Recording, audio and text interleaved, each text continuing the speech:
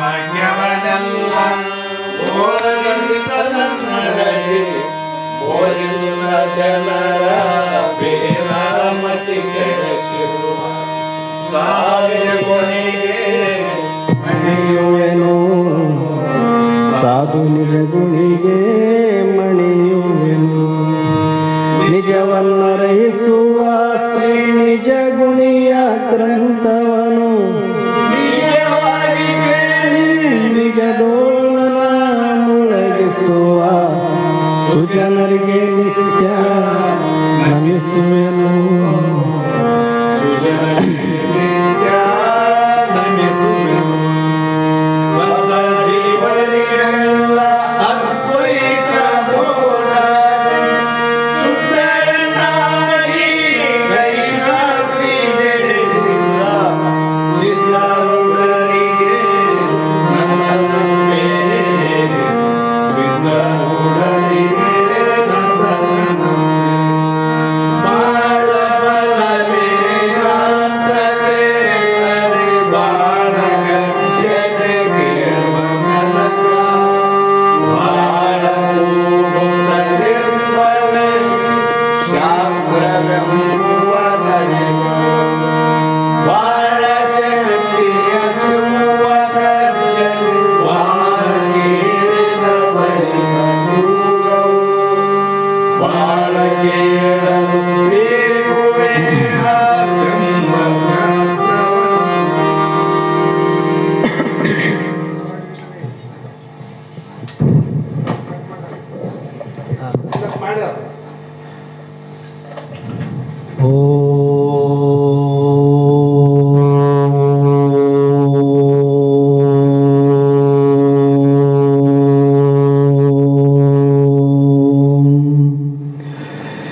ಗುರು ಬ್ರಹ್ಮ ಗುರು ವಿಷ್ಣು ಗುರುದೇವೋ ಮಹೇಶ್ವರ ಗುರು ಸಾಕ್ಷಾತ್ ಪರಬ್ರಹ್ಮ ತಸ್ಮೈ ಶ್ರೀ ಗುರವೇ ನಮಃ.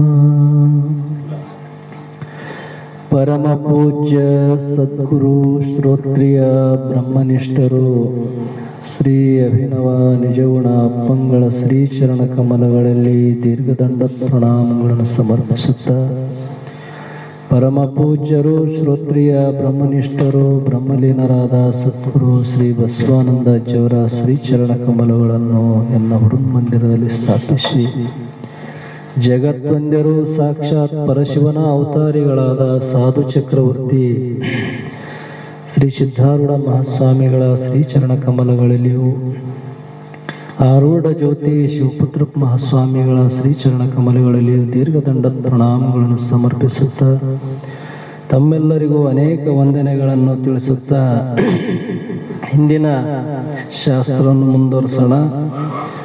ಇಲ್ಲಿ ನಡೆದಿರುವಂಥ ಶಾಸ್ತ್ರ ಶ್ರೀಮದ್ ಭಗವದ್ಗೀತಾ 3ನೇ ಅಧ್ಯಾಯದ 12ನೇ ಶ್ಲೋಕ ಇಂದಿನ ಆಧಾರದ ವಿಷಯ ಐತೆ. ಈ ಒಂದು ಅಧ್ಯಾಯದಲ್ಲಿ ಕರ್ಮಯೋಗ ಅನ್ನುವಂಥದ್ದು ಈ ಅಧ್ಯಾಯದಲ್ಲಿ ಹೇಳ್ತಾ ಪ್ರಾರಂಭ ಮಾಡಿಕೊಂತ ಬಂದಿದ್ದು, ಇಲ್ಲಿ ಯಜ್ಞದ ಮಹತ್ವವನ್ನು ಯಜ್ಞಗಳಿಂದ ಆಗುವಂಥ ಪ್ರಯೋಜನವನ್ನು ಈ ಒಂದು ಯೋಗದಲ್ಲಿ ಹೇಳಿಕೆ ಅಂತ ಬರ್ತಾರೆ. ಯಾವ ಯಜ್ಞ ಶ್ರೇಷ್ಠದ ಮತ್ತು ಯಜ್ಞಗಳಲ್ಲಿ ಎಷ್ಟು ಉತ್ತಮ ಯಾವುವು ಕನಿಷ್ಠ ಯಾವುವು, ಯಾವ ಯಜ್ಞೆಯನ್ನು ಮಾಡುವುದರಿಂದ ಈ ಒಂದು ಮಾನವ ಜನ್ಮದ ಸಾರ್ಥಕತೆ ಅನ್ನುವಂಥದ್ದು ಪಡೀಲಿಕ್ಕೆ ಸಾಧ್ಯ ಆದ ಅನ್ನುವಂಥ ವಿಚಾರವನ್ನು ಈ ಒಂದು ಅಧ್ಯಾಯದಲ್ಲಿ ಹೇಳಿಕೆ ಅಂತ ಬರ್ತಾರೆ. ಇಲ್ಲಿ ಏನು ಹೇಳ್ತಾನಪ್ಪ ಅಂತಂದರೆ, ಇಷ್ಟಾನ್ ಭೋಗಾನ್ ಹಿ ಓ ದೇವ ದಾಸ್ಯಂತೆ ಯಜ್ಞ ಭಾವಿತಃ ತ್ರೈದತ್ತಾನುಪ್ರದಾಯೋಭ್ಯೋ ಯೋ ಭುಕ್ತಂ ಸ್ತನೇವ ಏವ ಸಹ ಅಂತ. ಇಲ್ಲಿ ಯಜ್ಞಗಳಿಂದ ಸಂತುಷ್ಟರಾದ ದೇವತೆಗಳು ಈ ದೇವತೆಗಳು ಏನಿದಾರಲ್ಲ ಇವರು ಎದರಿಂದ ಸಂತೋಷ ಹೊಂದುತ್ತಾರಪ್ಪ ಅಂದ್ರೆ ಯಜ್ಞಗಳಲ್ಲಿ ಹವಿಸ್ಸನ್ನು ಅರ್ಪಣೆ ಮಾಡೋದ್ರಿಂದ ಅವರು ಸಂತುಷ್ಟರಾಗ್ತಾರೆ. ನೋಡಿ, ಯಜ್ಞಗಳಲ್ಲಿ ಮಾಡಲ್ಲಿ ಏನಪ್ಪ ಅಂದ್ರೆ ಯಜ್ಞ ಮಾಡಿದಾಗ ಕೊನೆಗೆ ಆ ಯಜ್ಞ ಕುಂಡದಲ್ಲಿ ಕೊನೆಗೆ ಅರ್ಪಣೆ ಮಾಡ್ತಾರೆ. ಅವರು ತಮ್ಮ ಯಜ್ಞ ಹೋಮದ ಮುಕ್ತಾಯದಲ್ಲಿ ಅರ್ಪಣೆ ಮಾಡ್ತಾರೆ. ಅಗ್ನಿ ಮುಖಾಂತರ ಆ ದೇವತೆಗಳನ್ನು ಸಂತುಷ್ಟಪಡಿಸ್ತಾರ. ನಿಮಗೆ ಪ್ರಿಯವಾದ ಸುಖ ಭೋಗಗಳನ್ನು ನೀವು ಕೇಳಿಕೊಳ್ಳದಿದ್ದರೂ ಸಹ ಕೊಡುವರು. ಯಾಕಂದ್ರೆ ಅವರಿಗೆ ಏನು ಬೇಕಾಗಿದೆ ಯಜ್ಞೆಯಿಂದ ಆ ಒಂದು ನಾವು ಮಾಡ್ತಕ್ಕಂಥ ಕರ್ಮ ಶಾಸ್ತ್ರದಲ್ಲಿ ಏನು ಕರ್ಮಕಾಂಡದಲ್ಲಿ ಉಪದೇಶಿಸಲ್ಪಟ್ಟಂತ ಏನು ಯೋಗಗಳಲ್ಲಿ ಉಪದೇಶ ಮಾಡ್ಯಾರ, ಯಜ್ಞಗಳು ಕೂಡ ಎಲ್ಲರಿಗೂ ಮಾಡಕ್ಕಿಲ್ಲ. ಅದು ಕರ್ಮದಲ್ಲಿ ಏನೈತಪ್ಪ ಅಂತಂದ್ರೆ ಜಾತಿ ನಿರ್ಬಂಧ ಐತೆ. ಇಲ್ಲಿ ಕರ್ಮಗಳು ಎಲ್ಲರಿಗೂ ಮಾಡಕ್ ಅಧಿಕಾರ ಇಲ್ಲ. ಯಾಕಂದ್ರೆ ಕರ್ಮದಲ್ಲಿ ಆಶ್ರಮಗಳು ವರ್ಣದಂತೆ ಅಲ್ಲಿ ಕರ್ಮಗಳು ಭಿನ್ನ ಇದಾವ. ಬ್ರಾಹ್ಮಣನ ಕರ್ಮ ಭಿನ್ನ ಇದಾವ, ವೈಶ್ಯರ ಕರ್ಮ ಭಿನ್ನ ಇದಾವ, ಕ್ಷತ್ರಿಯ ಕರ್ಮ ಭಿನ್ನ ಇದಾವ. ಶೂದ್ರನಿಗೆ ಯಜ್ಞ ಆಗಾದಿಗಳು ಮಾಡಕ ಅವನಿಗೆ ಅಧಿಕಾರ ಇಲ್ಲ, ಭೇದ ಅದ. ಇವರು ಮಾಡ್ತಕ್ಕಂಥ ಕರ್ಮಗಳಲ್ಲಿ ಅದರಲ್ಲಿ ಯಜ್ಞಗಳಲ್ಲಿ ಉತ್ತಮ ಅಂತ ಯಜ್ಞಗಳು ಇದಾವೆ. ಇವೆಲ್ಲವೂ ಕಲ್ಪನಾ ಮಾಡೇ ಮಾಡ್ತಕ್ಕಂಥವು. ಅಂದ್ರೆ ಯಾವುದೇ ಒಂದು ಯಜ್ಞ ಮಾಡಬೇಕಾಗಿತ್ತು ಅಂದ್ರೆ ಮೊದಲು ಸಂಕಲ್ಪ ದ್ವಾರ ನಿಶ್ಚಯ ಮಾಡೇ ಮಾಡ್ತಕ್ಕಂಥವು. ಅದರಲ್ಲಿ ಪುತ್ರ ಕಾಮಿಷ್ಟಿ ಯಾಗ, ಶಾರೀರಿಕ ಯಾಗ, ಜ್ಯೋತಿಷ್ಠೋಮ ಯಾಗ, ಇವೆಲ್ಲ ಯಜ್ಞ ಯಾಗಾದಿಗಳನ್ನು ಮಾಡುವುದರಿಂದ ಆ ದೇವತೆಗಳು ಸಂತುಷ್ಟರಾಗಿ ತಮ್ಮ ಇಷ್ಟಾರ್ಥ ಫಲವನ್ನು ಪಡೆದಂತ ಕೆಲವಿಂದ ಹೇಳಿಕೆ ಅಂತ ಬಂದ. ಎಂತೆಂಥವ್ರು ಮಾಡ್ಯಾರ, ರಾಜಾದಿಗಳು ಮಾಡ್ಕೊಂತ ಬಂದಾರ ಇಂಥವು. ಈ ಅವರಿಂದ ಕೊಡಲ್ಪಟ್ಟ ಭೋಗಗಳನ್ನು ಯಾರು ಅವರಿಗೆ ಏನನ್ನು ಅರ್ಪಿಸದೆ ಅನುಭವಿಸ್ತಾನೆ ಅವನು ಶುದ್ಧ ಕಳ್ಳ ಅಂತ. ಯಾರು ಶುದ್ಧ ಕಳ್ಳ? ದೇವತೆಗಳಿಂದ ಪಡೆದಂಥ ಏನು ಸಂಕಲ್ಪ ಮಾಡಿ ಈ ಭೋಗಗಳು ಪ್ರಾಪ್ತಿ ಮಾಡಿಕೊಂಡಾರ, ಅವರಿಗೆ ಮತ್ತೆ ಇದು ಸಮರ್ಪಣೆ ಮಾಡದೇ ಇದ್ದಪ್ಪ ಅಂತಂದ್ರೆ ಅವನೊಬ್ಬ ಕಳ್ಳ ಅಂದ್ರೆ. ಯಾಕಂದ್ರೆ ಇವನು ಸ್ವತಂತ್ರ ಇಲ್ಲ, ಕರ್ಮ ಮಾಡ್ಯಾನ, ಅದು ಫಲವನ್ನು ಕೊಟ್ಟಾರ, ಅದಕ್ಕೆ ಸಮರ್ಪಣೆ ಭಾವ ಅಂತ ಹೇಳ್ತಾರೆ. ಮತ್ತೆ ಯಜ್ಞ ಶಿಷ್ಟಾಶಿನಂ ಸಂಥೋ ಮುಚ್ಚಂತೆ ಸರ್ವಕಿಲ್ಬಿಷಯೇ ಭುಜಂತೆ ತೇ ತ್ವಗಂ ಪಾಪಾಯ ಪಂಚಾತ್ಯ ಆತ್ಮ ಕಾರಣವತ್ ಅಂತ ಹೇಳ್ತಾನೆ. ಯಜ್ಞಶೇಷವಾದ ಪ್ರಸಾದವನ್ನು ಸೇವಿಸುವ ಶ್ರೇಷ್ಠ ಪುರುಷರು ಎಲ್ಲ ಪಾಪಗಳಿಂದಲೂ ಬಿಡುಗಡೆಯನ್ನು ಪಡೆಯುತ್ತಾರೆ. ಅವರು ಯಜ್ಞಗಳು ಇಟ್ಟಿದ್ದೆ ಅದಕ್ಕೆ ಇಟ್ಟಿರ್ತಾರೆ. ಮತ್ತೆ ಕೆಲವೊಂದು ಪ್ರಯೋಜನಕ್ಕಾಗಿ ಕೆಲವೊಂದು ಯಜ್ಞಗಳು ಇಟ್ಟಾರ. ಮತ್ತೆ ಯಜ್ಞಗಳಲ್ಲಿ ಬಹಳ ಅನೇಕ ಇದಾವೆ, ಅದರಲ್ಲಿ ಮುಖ್ಯವಾದವು ಇವು. ಮತ್ತು ಯಾವ ಪಾಪಿಗಳು ತಮೋ ಸಂಸ್ಕಾರವಾಗಿ ಶರೀರ ಪೋಷಣೆಗೆ ಅಲ್ಲೇನು ಯಜ್ಞಕ್ಕೆ ಬಳಸಿರ್ತಕ್ಕಂಥ ವಸ್ತುಗಳಿದಾವ, ಅವು ಶರೀರ ಪೋಷಣೆಗೆ ಅಡಿಗೆ ಮಾಡಿಕೊಳ್ಳುತ್ತಾರೆ, ಅವರು ಪಾಪವನ್ನು ತಿನ್ನುತ್ತಾರೆ. ಅವ್ರೇನು ಮಾಡಿದಂಗೆ ಆಯ್ತದು, ಯಜ್ಞಗೆ ಸಮರ್ಪಣೆ ಮಾಡಿದ್ರೆ ತಾವು ಮಾಡಿದ್ರಪ್ಪ ಅದನ್ನು ತಿಂದ್ರಂದ್ರೆ ನಡೀತವ್ರ ಜಗತ್ತಿನಾಗ ಅಲ್ಲೇ ಈ ಅರ್ಥಾತ್ ಅನುಭವಿಸ್ತಾರೆ ಅಂದ್ರೆ ಪಾಪಕ್ಕೆ ಗುರಿ ಆಗ್ತಾರ ಅವರು ಅಂತ ಹೇಳ್ತಾನೆ. ಯಾಕಂತಂದ್ರೆ ಅನ್ನದ್ಭವಂತಿ ಭೂತಾನಿ ಪುರ್ಜನ್ಯಾದ್ ಅನ್ನ ಸಂಭವ ಯಜ್ಞದದ್ಭವತಿ ಪುರ್ಜನ್ಯ ಯಜ್ಞ ಸರ್ವ ಸಮುದ್ಭವ ಅಂತ ಹೇಳ್ತಾನೆ. ಈ ಜಗತ್ತಿನಲ್ಲಿ ಏನು ಸಕಲ ಜೀವಿಗಳು ಇದಾರಲ್ಲ, ಎಲ್ಲ ಮಾನವರು ಮೊದಲು ಮಾಡಿಕೊಂಡು ಅನೇಕ ಜೀವರಾಶಿಗಳು ಎದರಿಂದ ಆಗ್ಯಾವಪ್ಪ ಅಂದ್ರೆ ಅನ್ನದಿಂದನೇ ಬದುಕ್ತಾವಿಲ್ಲ. ಎಲ್ಲದಕ್ಕೂ ಅನ್ನ ಬೇಕು, ಎಲ್ಲ ಶರೀರಗಳು ಅನ್ನ ಬೇಕು. ಅನ್ನದಿಂದ ಉತ್ಪತ್ತಿ ಆಗಿರುತ್ತವೆ. ಈ ಶರೀರ ಆದ್ರೆ ಎದರಿಂದ ಹುಟ್ಟ್ಯದ? ಅನ್ನದ ವಿಕಾರದಿಂದನೇ ಈ ಶರೀರ ಹುಟ್ಟ್ಯದ. ಅಂದ್ರೆ ಇದರಂತೆ ಅನೇಕ ಜೀವಿಗಳು ಕೂಡ ಅನ್ನದಿಂದನೇ ಹುಟ್ಟ್ಯಾವ. ಮತ್ತು ಅನ್ನದ ಉತ್ಪತ್ತಿಯೇ ಅನ್ನ ಎದರಿಂದ ಹುಟ್ಟುತ್ತದ? ಅನ್ನದಿಂದ ಶರೀರ ಏನು ಹುಟ್ಟಿತು? ಅನ್ನ ಎದರಿಂದ ಹುಟ್ಟುತ್ತದಪ್ಪ ಅಂದ್ರೆ ಮಳೆಯಿಂದ ಆಗುತ್ತದೆ. ಒಳ್ಳೆ ಮಳೆ ಆದಾಗಲ್ಲ ಬೆಳೆ ಬರೋದು. ನಾವು ತಿನ್ಬೇಕಾದ್ರೆ ಭೂಮಿಯಲ್ಲಿ ಬೆಳಿಬೇಕಾದ್ರೆ ಮಳೆಯಿಂದಾನೇ ಬೆಳೀತದೆ. ಮತ್ತು ಆ ಮಳೆ ಯಜ್ಞದಿಂದ ಆಗುತ್ತದೆ. ಮತ್ತೆ ಒಳ್ಳೆ ಮಳೆ ಗಿಡ ಬರಬೇಕಾಗಿತ್ತಪ್ಪ ಅಂದ್ರೆ ಅದಕ್ಕಿಂತ ಏನು ಯಾಗಗಳು ಮಾಡ್ಕೊಂತ ಬಂದಾರ ಔಟ್ರಿಂದ ಆಗ್ತಾವ. ಹಾಗೂ ಆ ಯಜ್ಞ ಕರ್ಮಗಳಿಂದ ಉತ್ಪತ್ತಿ ಆಗುತ್ತದೆ. ಮತ್ತೆ ಎದರಿಂದ ಆಗ್ತದದು? ಯಜ್ಞ ಮಾಡಬೇಕಾದ್ರೆ ಕರ್ಮಗಳು ಮಾಡಿದಾಗ ಆಗ್ತಾವು, ಸುಮ್ಮನೆ ಆಗ್ತವೆ. ಶಾರೀರಿಕ ಯಾಗ, ಪುತ್ರ ಕಾಮೇಷ್ಟಿ ಯಾಗ ಅಂತ ಬರೀ ಅಂದ್ರೆ ಆಗ್ತವೆ. ನಾವು ಮಾಡ್ಬೇಕಲ್ಲ, ಆ ಕರ್ಮಗಳಿಂದ ಆಗ್ತಾವ. ಆ ಕರ್ಮಗಳಿಂದ ಕಟ್ಟಪ್ಪಣೆಯಿಂದ ಮಾಡಿರ್ತಕ್ಕ ಯಜ್ಞಗಳು ಅದರಲ್ಲಿ ಸರಿಯಾದ ರೀತಿಯಿಂದ ಸಮರ್ಪಣೆ ಮಾಡಿದಾಗ ಅವು ಏನಪ್ಪಾ ಅಂದ್ರೆ ಫಲವನ್ನು ಕೊಡ್ತಾವ ಅಂತ ಹೇಳಿದರು. ಅದಕ್ಕೆ ಕರ್ಮ ಬ್ರಹ್ಮೋದ್ಭವಂ ವಿದ್ಯೆ ಬ್ರಹ್ಮಾಕ್ಷರ ಸಮುದ್ಭವಂ ತಸ್ಮಾತ್ ಸರ್ವಗತಂ ಬ್ರಹ್ಮ ನಿತ್ಯಂ ಯಜ್ಞ ಪ್ರತಿಷ್ಠಿತಂ ಅಂತ ಹೇಳ್ತಾರೆ. ಹಾಗೂ ಆ ಕರ್ಮವನ್ನು ನೀನು ವೇದದಿಂದ ಉತ್ಪತ್ತಿ ಆಯಿತೆಂದು ತಿಳಿದುಕೋ. ಈ ಇಂತಿಂಥ ಕರ್ಮಗಳು ಮಾಡು, ಇಂಥ ಕರ್ಮಗಳು ಮಾಡಬೇಡ ಅಂತ ಎದರಿಂದ ನಾವು ತಿಳಿತೀವಿ ಅಂದ್ರೆ ವೇದಗಳಿಂದಲೇ ತಿಳಿಬೇಕಲ್ಲ. ವೇದನೆ ನಮಗೆ ಉಪದೇಶ ಮಾಡ್ತಾವ. ಅದು ಯಾವುದೇ ಇರಲಿ, ವಿಹಿತ ಕರ್ಮ ಇರಲಿ, ನಿಷೇಧ ಕರ್ಮ ಇರಲಿ, ವೇದಗಳ ಉಪದೇಶ ಮಾಡ್ತಾವ. ಆ ವೇದವು ಅವಿನಾಶಿ ಪರಮಾತ್ಮನಿಂದ ಉತ್ಪತ್ತಿ ಆಗಿದೆ. ಆ ವೇದ ಯಾರಿಂದ ಹುಟ್ಟ್ಯದ? ಪರಮಾತ್ಮನಿಂದ ಹುಟ್ಟ್ಯದ. ಎದನ್ನ ಯಾವ ಪರಮಾತ್ಮ ಇಲ್ಲಿ? ಅದಕ್ಕೆ ಹೇಳ್ಯಾರ ಅವಿನಾಶಿ ಅಂದ್ರೆ ಅವರು. ನಾಶ ಆಗೋರು ಬೇರೆ, ನಾಶ ಆಗದೆ ಇರೋಂಥವ್ರು ಬೇರೆ. ಅಂದ್ರೆ ಉಳಿದವರೆಲ್ಲರೂ ನಾಶ ಆಗ್ತಾರ ಅಂದಂಗೆ ಆಯ್ತಲ್ಲ. ಅವಿನಾಶಿ ಪರಮಾತ್ಮದಿಂದ ಅಂದ್ರೆ ಏನು? ಬ್ರಹ್ಮ ಅದನ ಯಾವ ನಿರ್ಗುಣ ನಿರಾಕಾರನಾಗಿರುವಂಥ ಸಚ್ಚಿದಾನಂದ ಸ್ವರೂಪನಾದಂಥ ಆತ್ಮನಿಂದನೇ ವೇದ ಹುಟ್ಟ್ಯವ. ಯಾಕಂದ್ರೆ ಅಲ್ಲಿ ಪರಮಾರ್ಥ ಗೀತೆಯಲ್ಲಿ ಹೇಳ್ಕೊಂತ ಬಂದಾರ ಅವರು, ಮುನ್ನವೇ ತನ್ನ ಶಬ್ದ ಬ್ರಹ್ಮ ಉತ್ಪನ್ನವಾಯಿತು ಅಂತ. ಬ್ರಹ್ಮನಿಂದ ಶಬ್ದದಿಂದ ಅನೇಕ ವೇದಗಳು ಉತ್ಪತ್ತಿ ಆದವು. ಆ ಉತ್ಪತ್ತಿಯಾಗಿದೆ. ಆದುದರಿಂದ ಸರ್ವವ್ಯಾಪಿ ಪರಮ ಅಕ್ಷರ ಅಂದ್ರೆ, ಅಕ್ಷರ ಅಂದ್ರೆ ಏನು? ಕ್ಷರ ಅಂದ್ರೆ ನಾಶ, ಅಕ್ಷರ ಅಂದ್ರೆ ನಾಶ ಇಲ್ಲದೆ ಇರುವಂಥವನು. ಅವನು ಯಾರಪ್ಪ? ಪರಮಾತ್ಮ, ಪರಬ್ರಹ್ಮ ಸ್ವರೂಪ, ಆತ್ಮ, ಸಚ್ಚಿದಾನಂದ ಲಕ್ಷಣ, ಇವೇನು ಅನೇಕ ಹೆಸರುಗಳು ಕಳೆದಾರ, ಅವನಿಗೆ ಕರೆದಾರ.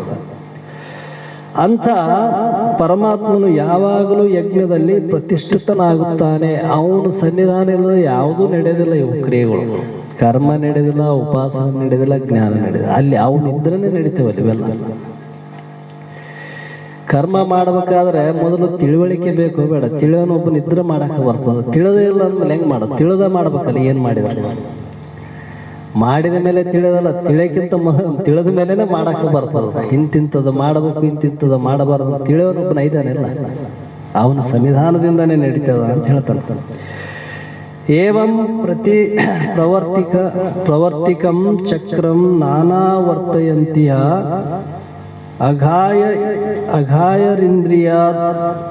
ಇಂದ್ರಿಯಾದ್ ಆರಾವೋ ಮೇಘಂ ಪಾರ್ಥ ಸಜೀವತಿ.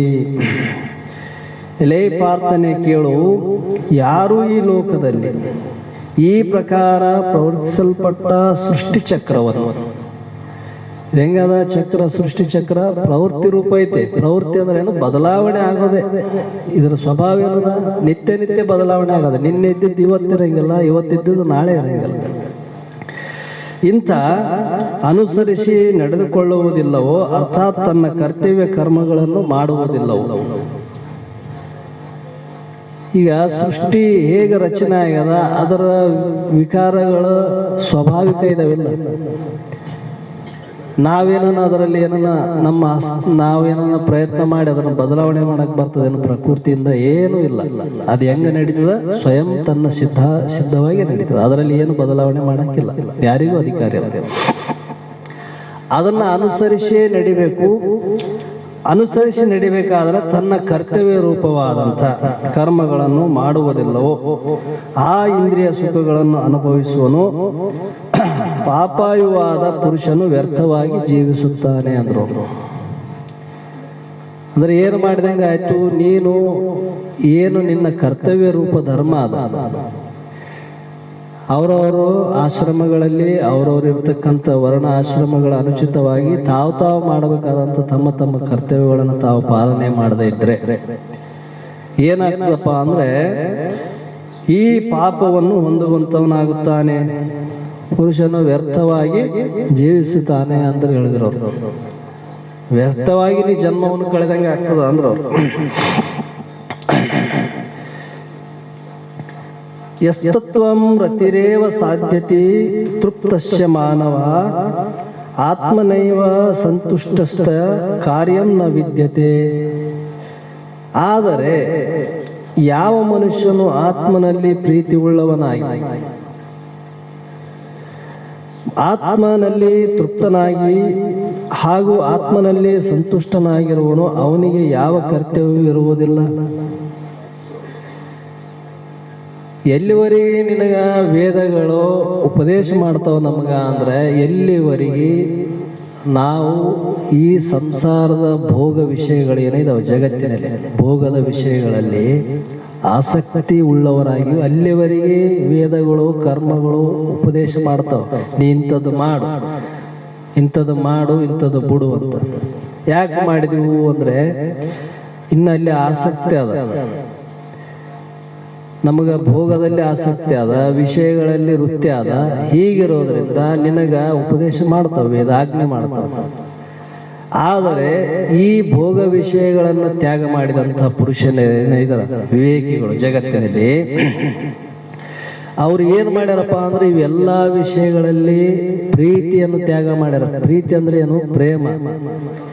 ಪ್ರೇಮ ಅಂದ್ರೆ ನಿಷ್ಠೆ. ಒಂದು ಕಡೆ ಇಟ್ಟಂತ ನಿಷ್ಠೆ ಏನದ ಅದು ಅಚಲವಾಗಿರಬೇಕು. ಅದರಲ್ಲಿ ಎಂಥ ಸಂದರ್ಭ ಬಂದರೂ ಕೂಡ ಅದರಲ್ಲಿ ಆ ನಿಷ್ಠೆಯಲ್ಲಿ ನಮಗೆ ಚಂಚಲ ಬರಬಾರದು. ನಿಸ್ವಾರ್ಥವಾದಂಥ ಪ್ರೇಮ. ನಾವು ಪ್ರೇಮ ಮಾಡ್ತೀವಿ, ಎದಕ್ಕೆ ಮಾಡ್ತೀವಪ್ಪ ಅಂದ್ರೆ ನಮ್ಮ ಸ್ವಾರ್ಥದ ಉದ್ದೇಶದಿಂದ ನಾವು ಮಾಡ್ತಕ್ಕಂಥ ಪ್ರೇಮ. ಅಂದ್ರೆ ನಮ್ಗೆ ಇಂಥ ಒಂದು ಕಾರ್ಯ ನಮ್ಗೆ ಆಗಲಿ ಎಂಬ ಉದ್ದೇಶ ಇಟ್ಕೊಂಡು ನಾವು ಪ್ರೇಮ ಮಾಡ್ತೀವಿ. ಅದಾಗದೆ ಇತ್ತಪ್ಪ ಅಂದ್ರೆ ನಾವು ಕ್ರೋಧ ಮಾಡ್ತಾನೆ ಮನುಷ್ಯ, ಸ್ವಾಭಾವಿಕ. ಅಂದ್ರೆ ರಾಗದ್ವೇಷದಿಂದ ಕೂಡಿಕೊಂಡಿರ್ತಕ್ಕಂಥದ್ದು. ಆದರೆ ಇವು ಯಾವ ವಿಷಯದಲ್ಲಿ ರಾಗದ್ವೇಷ ರಹಿತರಾಗಿ ಕೇವಲ ಸಚ್ಚಿದಾನಂದ ರೂಪನಾದ ಆತ್ಮನಲ್ಲಿಯೇ ನಿಷ್ಠೆ ಉಳ್ಳವನು ಯಾವನಿರುವನು ಅಂದ್ರೆ ಯಾವಾಗಲೂ ತನ್ನ ಆತ್ಮ ಸ್ವರೂಪದಲ್ಲಿ ಪ್ರೀತಿ ಉಳ್ಳವನಾಗಿಯೂ ಯಾವನಿರುವನು ಅಂಥವನಿಗೆ ಈ ಕರ್ಮವು ಯಾವ ಕರ್ತವ್ಯವೂ ಅವನಿಗಿರಂಗಿಲ್ಲ. ಅಂದ್ರೆ ಅವನು ಯಾವ ಆಶ್ರಮದಲ್ಲೇ ಇರಲಿ, ಗೃಹಸ್ಥ ಇರಲಿ, ಸನ್ಯಾಸಿ ಇರಲಿ, ವಾನಪ್ರಸ್ಥ ಇರಲಿ, ಬ್ರಹ್ಮಚಾರಿನೇ ಇರಲಿ, ಅವನಿಗೆ ಯಾವ ಕರ್ತವ್ಯ ಇಲ್ಲ. ಇಂಥದ್ದೇ ನೀ ಮಾಡು ಅಂತ ವೇದ ಅವನಿಗೆ ಆಜ್ಞೆ ಮಾಡಂಗಿಲ್ಲ. ಯಾಕಂದ್ರೆ ಅವನು ಯಾವುದರಲ್ಲಿಯೂ ಕ್ರಿಯೆಯಲ್ಲಿ ತೊಡಗಿದ್ರು ಅಕರ್ತ ಅಭೋಕ್ತನಾಗಿರ್ತಾನ. ಆ ಆತ್ಮನೇ ನಾನೇನಿ, ಆ ಪರಮಾತ್ಮ ಸ್ವರೂಪನೇ ನಾನೇನಿ ಹೊರತು ಇದಕ್ಕೆ ಅನ್ಯ ಇವೆಲ್ಲವೂ ಮಿಥ್ಯ ಅಂತ ತಿಳಿದಿರ್ತಾನ. ಅವನು ದೃಢ ನಿಶ್ಚಯ ಜ್ಞಾನ ಇರ್ತದ. ಅಂಥವನಿಗೆ ನೀ ಇಂಥದ್ದು ಮಾಡಂತ ವೇದ ಎಂದು ಹೇಳಂಗಿಲ್ಲ, ಅವನಿಗೆ ಉಪದೇಶ ಮಾಡಿಲ್ಲ. ವೇದ ಆಜ್ಞೆ ಎಲ್ಲಿವರೆಗೆ ಪಾಲನೆ ಮಾಡ್ತಾನೆ? ಯಾರು ಈ ಜಗತ್ತಿನಲ್ಲಿದ್ದು ಇಂದ್ರಿಯ ಸುಖಗಳಲ್ಲಿ ತಲ್ಲೀನರಾಗಿರುವರು ಅಂಥವರಿಗೆ ನೀ ಇಂಥದ್ದು ಮಾಡು, ಇಂಥದ್ದು ಬಿಡು ಅಂತ ಹೇಳ್ತದೆ. ಇದು ಪಾಪ, ಇದು ಪುಣ್ಯ ಐತೆ ಅಂತ ಅವನಿಗೆ ತಿಳಿದಾನ ಮತ್ತು ತಿಳಿದವನಿಗೆ ಹೇಳ್ತದೆ ಇಲ್ಲ. ಯಾಕಂದ್ರೆ ನೈವ ತಸ್ಯ ಕೃತೇನ ಅರ್ಥೋ ನ ಕೃತೇನ ಕಚ್ಚನ್ನ ಚಾಸ್ಯ ಸರ್ವಭೂತೇಶ ಕಚ್ಚಿತ್ ಅರ್ಥವ್ಯ ಪ್ರಾಯಶಃ ಅಂತ ಹೇಳ್ತಾನೆ. ಈ ಪ್ರಪಂಚದಲ್ಲಿ ಆ ಪುರುಷರಿಗೆ, ಯಾರಿಗೆ?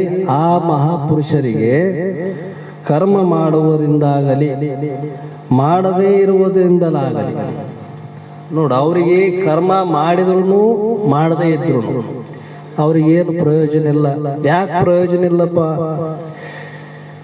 ಬಂಜಿಯಿಂದ ಹೇಗೆ ಎಷ್ಟೇ ಸಂಪರ್ಕ ಮಾಡಿದ್ರು ಪುರುಷನು ಅದರಿಂದ ಏನೊಂದು ಪ್ರಯೋಜನ ಇಲ್ಲದೆ ಆ ಪುರುಷನ ವೀರ್ಯ ವ್ಯರ್ಥವಾಗುವುದು, ಹಾಗೆ ಅಂತನ ಜ್ಞಾನಿಗೆ ಕರ್ಮಗಳಲ್ಲಿ ಆಸಕ್ತಿ ಇಲ್ಲ, ಅವನಲ್ಲಿ ರಾಗನೂ ಇಲ್ಲ, ದ್ವೇಷನೂ ಇಲ್ಲ, ಮತ್ತೆ ಅವನು ಕರ್ಮದಲ್ಲಿ ಕರ್ತನೂ ಅಲ್ಲ. ಒಂದು ಪಕ್ಷದಲ್ಲಿ ಅವನು ಮಾಡಿದಂತೆ ಕಂಡ್ರು ಕೂಡ ಅದರಿಂದ ಅವನಿಗೆ ಏನು ಪ್ರಯೋಜನ ಇಲ್ಲ. ನನಗಿಂಥದ್ದು ಪಾಪ ಐತೆ, ನಾನಿಂಥ ಕರ್ಮ ಮಾಡಿ ಕಳೆದುಕೊಳ್ಳಬೇಕು ಅಂತ ಅವನಿಗೆ ಅಪೇಕ್ಷೆನೇ ಇಲ್ಲಲ್ಲ. ಆ ಪಾಪ ಪುಣ್ಯ ಕರ್ಮಗಳನ್ನು ಪಾಪ ಪುಣ್ಯದಿಂದ ಮುಕ್ತನಾಗ್ಯಾನ. ಎಲ್ಲಿವರೆಗೆ ಕರ್ಮದಲ್ಲಿ ಕರ್ತ ಬುದ್ಧಿ ಐತೆ ಅಲ್ಲಿವರೆಗೆ ಅವನಿಗೆ ಪಾಪ ಪುಣ್ಯ ಇದ್ದೇ ಇರ್ತಾವ. ನಾ ಮಾಡೋನು, ನಾನು ಉಣುವವನು ಎಂಬ ಬುದ್ಧಿ ಎಲ್ಲಿವರೆಗೆ ದೃಢ ಅದ ಅಲ್ಲಿವರೆಗೆ ಅವನಿಗೆ ಪಾಪ ಪುಣ್ಯಗಳು ಗಂಟು ಬಿಡ್ತಾವ. ಆದರೆ ಅಕರ್ತ ಅಭೋಕ್ತ ಅಂತ ತಿಳಿದಿರುವಂಥವ್ರು ಈ ಶರೀರ ಮೊದಲು ಮಾಡಿಕೊಂಡು ಅಹಂಕಾರ ಪರ್ಯಂತರ ಅನಾತ್ಮ ವರ್ಗಗಳನ್ನು ಬೇರಿಟ್ಟು ನೋಡುವಂಥ ಸಾಕ್ಷಿ ಸ್ವರೂಪನೇ ನಾನಿದ್ದೇನೆ ಅಂತ ಅಚಲವಾದಂಥ ಜ್ಞಾನವುಳ್ಳ ಮಹಾಪುರುಷರು ಈ ಕರ್ಮಗಳಿಂದ ಅವರಿಗೆ ಯಾವ ಪ್ರಯೋಜನ ಇಲ್ಲ. ಮತ್ತು ಇವರಿಗೆ ಎಲ್ಲ ಜೀವಿಗಳೊಡನೆ ಒಂದಿಷ್ಟು ಸಹ ಸ್ವಾರ್ಥದ ಸಂಬಂಧವಿರುವುದಿಲ್ಲ. ಅಂದರೆ ನಿಸ್ವಾರ್ಥದಿಂದ ಇರ್ತಾರೆ ಹೊರತು ಸ್ವಾರ್ಥ ಸಂಬಂಧದಿಂದ ಇಟ್ಕೊಂಬಂಗಿಲ್ಲ. ಜಗತ್ತಿನಲ್ಲಿ ಇಂಥ ಮಹಾತ್ಮರಿಗೆ ಜ್ಞಾನಿಗಳಿಗೆ ಈ ಬುದ್ಧಿ ಇರ್ತದೆ. ಅದಕ್ಕಾಗಿ ಅವರು ಎಲ್ಲರಲ್ಲಿ ಸಮಭಾವದಿಂದ ದೃಷ್ಟಿಯಿಂದ ಜೀವನ ಇರೆಯ ಪರ್ಯಂತರ, ಶರೀರ ಎಲ್ಲಿಯ ಪರ್ಯಂತರ ಅವ್ರದ್ದು ಇರ್ತದ ಅಲ್ಲಿಯ ಪರ್ಯಂತರ ಎಲ್ಲರ ಜೊತೆಗೆ ಪ್ರೇಮ ವಿಶ್ವಾಸದಿಂದ ಇರ್ತಾರೆ ಹೊರತು ಯಾರು ಕೂಡ ಏನು ಹೆಚ್ಚಿಗೆ ನಮಗೆ ಇಲ್ಲಿ ಸ್ವಾರ್ಥ ಬಂದ್ರೆ ಎಲ್ಲವೂ ಬರ್ತಾವ. ನಿಸ್ವಾರ್ಥದಲ್ಲಿ ಏನೂ ಇರಂಗಿಲ್ಲ. ಅಲ್ಲಿ ಬೇಕು ಇಲ್ಲ ಬೇಡನೂ ಇಲ್ಲ. ಇವೆಲ್ಲ ಎಲ್ಲಿ ಗಂಟು ಬಿಡ್ತಾವ? ಸ್ವಾರ್ಥದಲ್ಲಿ ಗಂಟು ಬಿಡ್ತಾವ ಅಂತ. ಸಂಬಂಧವಿರುವಲ್ಲ. ಅದ್ಯಾಗೂ ಸಹ ಅವರಿಂದ ಕೇವಲ ಲೋಕಹಿತಾರ್ಥಕವಾಗಿ ಕರ್ಮ ಮಾಡಲ್ಪಡುತ್ತದೆ. ಮಾಡಿದಂಗೆ ಕಾಣ್ತದಲ್ರಿ, ಮತ್ತೆ ನೀವು ಮಾಡಂಗೇ ಇಲ್ಲ ಅಂತ ಹೇಳ್ತೀರಂದ್ರೆ ಸುಮ್ಮನೆ ಈ ಜನರನ್ನು ಉದ್ಧಾರ ದಿಶೆಯಿಂದ ಇವರನ್ನು ಈ ಅನೇಕ ಜೀವಿಗಳು ಇದರಲ್ಲಿ ಎಲ್ಲರೂ ಹಂಗೆ ಬುದ್ಧಿವಂತರ ಇದ್ದಾರೆ ಜಗತ್ತಿನಾಗ.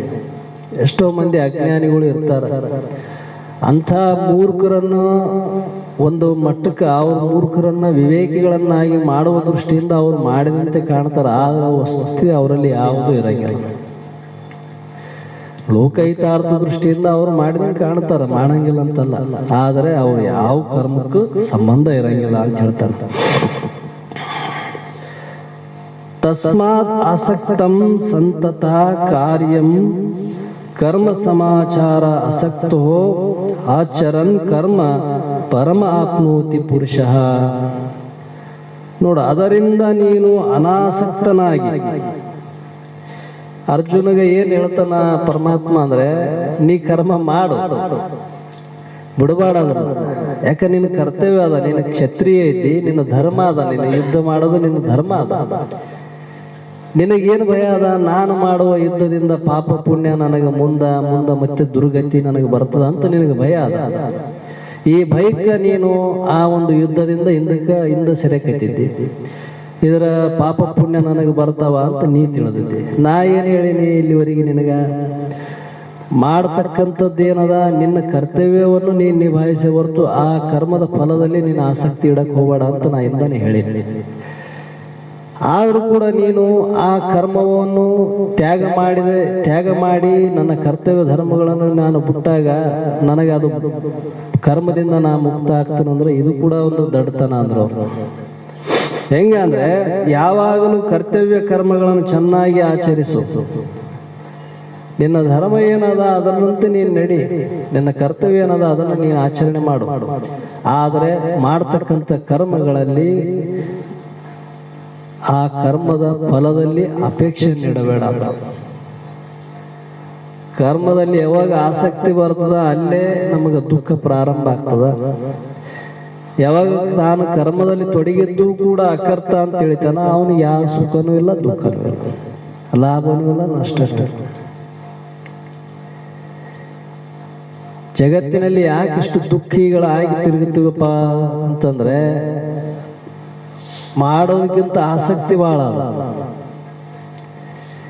ಕರ್ಮ ನಾವು ಇನ್ನ ಪ್ರಾರಂಭನೇ ಆಗಿರಂಗಿಲ್ಲ, ಮೊದಲೇ ನಮಗೆ ಆಸಕ್ತಿಗಳು ಪ್ರಾರಂಭ ಆಗ್ತಾವ. ನಮಗೆ ಇಂತಿಂಥದ್ದು ಆಗಬೇಕು, ಹಿಂಗ ಆಗಬೇಕು, ಇದು ಹಿಂಗ ಆದ್ರೇನೆ ನಾವು ಮಾಡಿದ ಕರ್ಮ ನಮಗೆ ಫಲ ಕೊಡ್ತದ ಅಂತ ನಾವು ತಿಳಿದ್ವಿ. ಮತ್ತೆ ಇಷ್ಟೆಲ್ಲ ಆಸಕ್ತಿ ಇದ್ದಾಗ ದುಃಖ ಬಿಡ್ತಾವೆ, ಅವು ಬೆನ್ನತ್ತೆ ಬರ್ತಾವ. ಆದರೆ ಯಾರು ತಿಳಿದಂಥವ್ರು ಇದ್ದಾರೆ ವಿವೇಕಿಗಳು, ತಾವು ತಮ್ಮ ಕರ್ತವ್ಯವನ್ನು ಪಾಲನೆ ಮಾಡ್ತಾರೆ, ಅದರಲ್ಲಿ ಆಸಕ್ತಿ ಇಲ್ಲ. ಅದು ಅವ್ರಿಗೆ ಬೇಕು ಇಲ್ಲ, ಬೇಡನೂ ಇಲ್ಲ.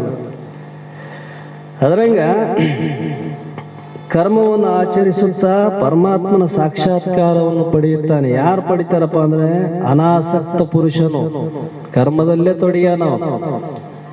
ಅರ್ಜುನ ಕೊನೆಯವರೆಗೆ ಯುದ್ಧ ಮಾಡ್ಯಾನಿಲ್ಲ. ಎಲ್ಲರನ್ನ ಏನಪ್ಪ ಅಂದ್ರೆ ತನ್ನ ಸಾಮರ್ಥ್ಯ ಬಲದಿಂದ ಯುದ್ಧವನ್ನು ಮಾಡಿ ಎಲ್ಲರನ್ನು ಸೋಲಿಸಿದ. ಕೊನೆಯವರೆಗೆ ಶ್ರೀಕೃಷ್ಣ ಪರಮಾತ್ಮ ಹೇಳಿದ ಮಾತನ್ನು ಕೇಳಿ ಕೊನೆಯವರೆಗೆ ಯುದ್ಧ ಮಾಡಿ ತನ್ನ ವಿಜಯವನ್ನು ಸಾಧಿಸಿದ. ಆದ್ರೂ ಅವನು ಕರ್ಮದಲ್ಲಿ ಲಿಪ್ತ ಆಗಲಿಲ್ಲ. ಯಾಕಂದ್ರೆ ಅವನಿಗೆ ಈ ಬುದ್ಧಿ ವಿವೇಕ ಉದಯ ಆಗ್ತು, ಅನಾಸಕ್ತಿ ಬುದ್ಧಿ. ಆಸಕ್ತಿ ನಮ್ಮ ಮೊದಲನೇದಂದ್ರೆ ಕರ್ಮದಲ್ಲಿ ಆಸಕ್ತಿ ಬಿಡಬೇಕು ಅಂದ್ರೆ ಅವರು ಎಲ್ಲಿವರೆಗೆ ಆಸಕ್ತಿ ಅದ ಅಲ್ಲಿವರೆಗೆ ದುಃಖ ತಪ್ಪಿದ್ದಲ್ಲ ಅಂತ ಹೇಳ್ತಾರೆ. ಕರ್ಮಣ್ಯವ ಸಂಸಿದ್ಧಿ ಮಾಂ ಅಸ್ಥಿತ ಜನಕದಾಯ ಲೋಕ ಸಂಗ್ರಹ ಮಾಪಿ ಸಂಪಿಶಂ ಕೃತಂ ಮಹರ್ಷಿ ಅಂತ ಹೇಳ್ತಾನೆ. ನೋಡು, ಜನಕಾದಿ ಜ್ಞಾನಿಗಳು ಸಹ ನಿನಗೆ ಒಬ್ಬತ್ತಿಗೆ ಮಾಡಂತ ನಾ ಹೇಳಿಲ್ಲಪ್ಪ. ಜನಕಾದಿ ಮಹಾರಾಜರು, ಜನಕಾದಿಗಳು ಅಂದ್ರೆ ಜನಕ ಮಹಾರಾಜ, ಶ್ರೀರಾಮಚಂದ್ರ, ಮತ್ತೆ ಇವರೆಲ್ಲರೂ ಕರ್ಮದಲ್ಲಿ ಕರ್ತವ್ಯದಲ್ಲಿ ತೊಡಗಿದ್ರು ಏನು ಬಿಟ್ಟಿದ್ರು. ಜನಕ ಮಹಾರಾಜ ರಾಜಭೋಗವನ್ನು ಮಾಡಿದ. ಹಿಂದೆ ಬರ್ತಾರೆ ಸಿಕಿಧ್ವಜಿ ಮಹಾರಾಜ, ಜನಕ ಮಹಾರಾಜ, ಶ್ರೀರಾಮಚಂದ್ರ. ಇವರೇನು ಸಾಮಾನ್ಯರಲ್ಲ, ಇವರು ಒಬ್ಬ ರಾಜರು, ಸಾಮ್ರಾಟರಾಗಿ ಇಡೀ ಭೂಮಂಡಲ ಏಕಚಕ್ರಾಧಿಪತಿ ಆಗಿ ಆಳಿದಂಥವರು. ಮತ್ತೆ ಇವೆಲ್ಲ ಕಾರ್ಯಗಳು ಮಾಡಬೇಕಾಗಿತ್ತಂದ್ರೆ ಮತ್ತೆ ಅವರೆಷ್ಟು ಅದನ್ನು ಮಾಡ್ಯಾರಲ್ಲ, ಜ್ಞಾನಿಗಳಾಗೆ ಮಾಡ್ಯಾರ ಅವರು. ಮತ್ತೆ ಹೆಂಗಿದ್ರಪ್ಪ ಅವ್ರು ಹೆಂಗೆ ಮುಕ್ತರಾದ್ರು ಅಂದ್ರೆ ಅವರು ಕರ್ಮ ಮಾಡಿದ್ರು, ಕರ್ಮದ ಫಲದಲ್ಲಿ ಆಸಕ್ತರಾಗಲಿಲ್ಲ, ತಮ್ಮ ಕರ್ತವ್ಯ ಧರ್ಮಗಳನ್ನು ಮಾಡಿ ಬಿಡ್ಲಿಲ್ಲ ಅವರು. ಅದರಂಗ ಜಗತ್ತಿನಲ್ಲಿ ಯಾರು ಇದನ್ನು ತಿಳಿತಾರ, ತಮ್ಮ ತಮ್ಮ ಕರ್ತವ್ಯ ಧರ್ಮಗಳನ್ನು ಪಾಲಿಸುತ್ತಾ ಆ ಕರ್ಮದಲ್ಲಿ ಆಸಕ್ತಿ ಇಲ್ಲದೆ ತಾವು ಕರ್ಮ ಮಾಡ್ತಾ ಇದ್ರು ಕೂಡ ಆ ಕರ್ಮ ಅವನಿಗೆ ಬಂಧನವನ್ನು ಉಂಟು ಮಾಡೋದಿಲ್ಲ. ಅಂದ್ರೆ ಮೊದಲನೇದು ನಾವು ಆಸೆ ಬಿಡೋದು. ನಾವು ಬೇಕು ಅಂತ ಎಲ್ಲಿವರೆಗೆ ಓದ್ತೀವಿ ಅಲ್ಲಿವರೆಗೆ ನಮಗೆ ಅದು ದುಃಖ ಇದ್ದಿದ್ದೆ. ಈ ಆಸಕ್ತಿಯನ್ನು ತೊರೆದು ಕರ್ಮದ ಆಚರಣೆಯಿಂದ ಪರಮಸಿದ್ಧಿಯನ್ನು ಪಡೆದಿದ್ದಾರೆ. ಅಂದ್ರೆ ತಮ್ಮ ಕರ್ತವ್ಯ ಧರ್ಮಗಳನ್ನು ತ್ಯಾಗ ಮಾಡಲಿಲ್ಲ, ಅದನ್ನ ತ್ಯಾಗ ಮಾಡದೆ ತಮ್ಮ ಆತ್ಮ ಸ್ವರೂಪವನ್ನು ತಾವು ತಿಳಿದು ಮುಕ್ತರಾಗಿ ಹೋಗ್ಯಾರಲ್ಲ ಜನಕಾದಿ ಮಹಾರಾಜರೇ. ಎಂತ ಭೋಗ ಅವರು. ನಮ್ಮ ಎಷ್ಟೇ ಇದಾವೆ, ಒಂದು ಮನೆ ಸಣ್ಣದು, ಒಂದು ಇಷ್ಟು ಏನು ಬಹಳ ಚಾರ್ಚೂರು ಇದ್ದಿತ್ತು. ಅಂಥ ವೈಭವ ಭೋಗದಲ್ಲಿ ಇದ್ರು ಕೂಡ ಅದಕ್ಕೆ ಅಂಟಲಾರ್ದಂಗಿದ್ರು ಅವರು. ಸ್ವಲ್ಪನೂ ಅಂಟಿಕೊಂಡ್ರೇನು ಅವ್ರ ಜೀವನ್ ಮುಕ್ತ ಆಗ್ಬೇಕಾದ್ರೆ ಸಾಮಾನ್ಯ ಮಾತೇನು, ಹುಡುಗಾಟಿಗೆ ಮಾತ.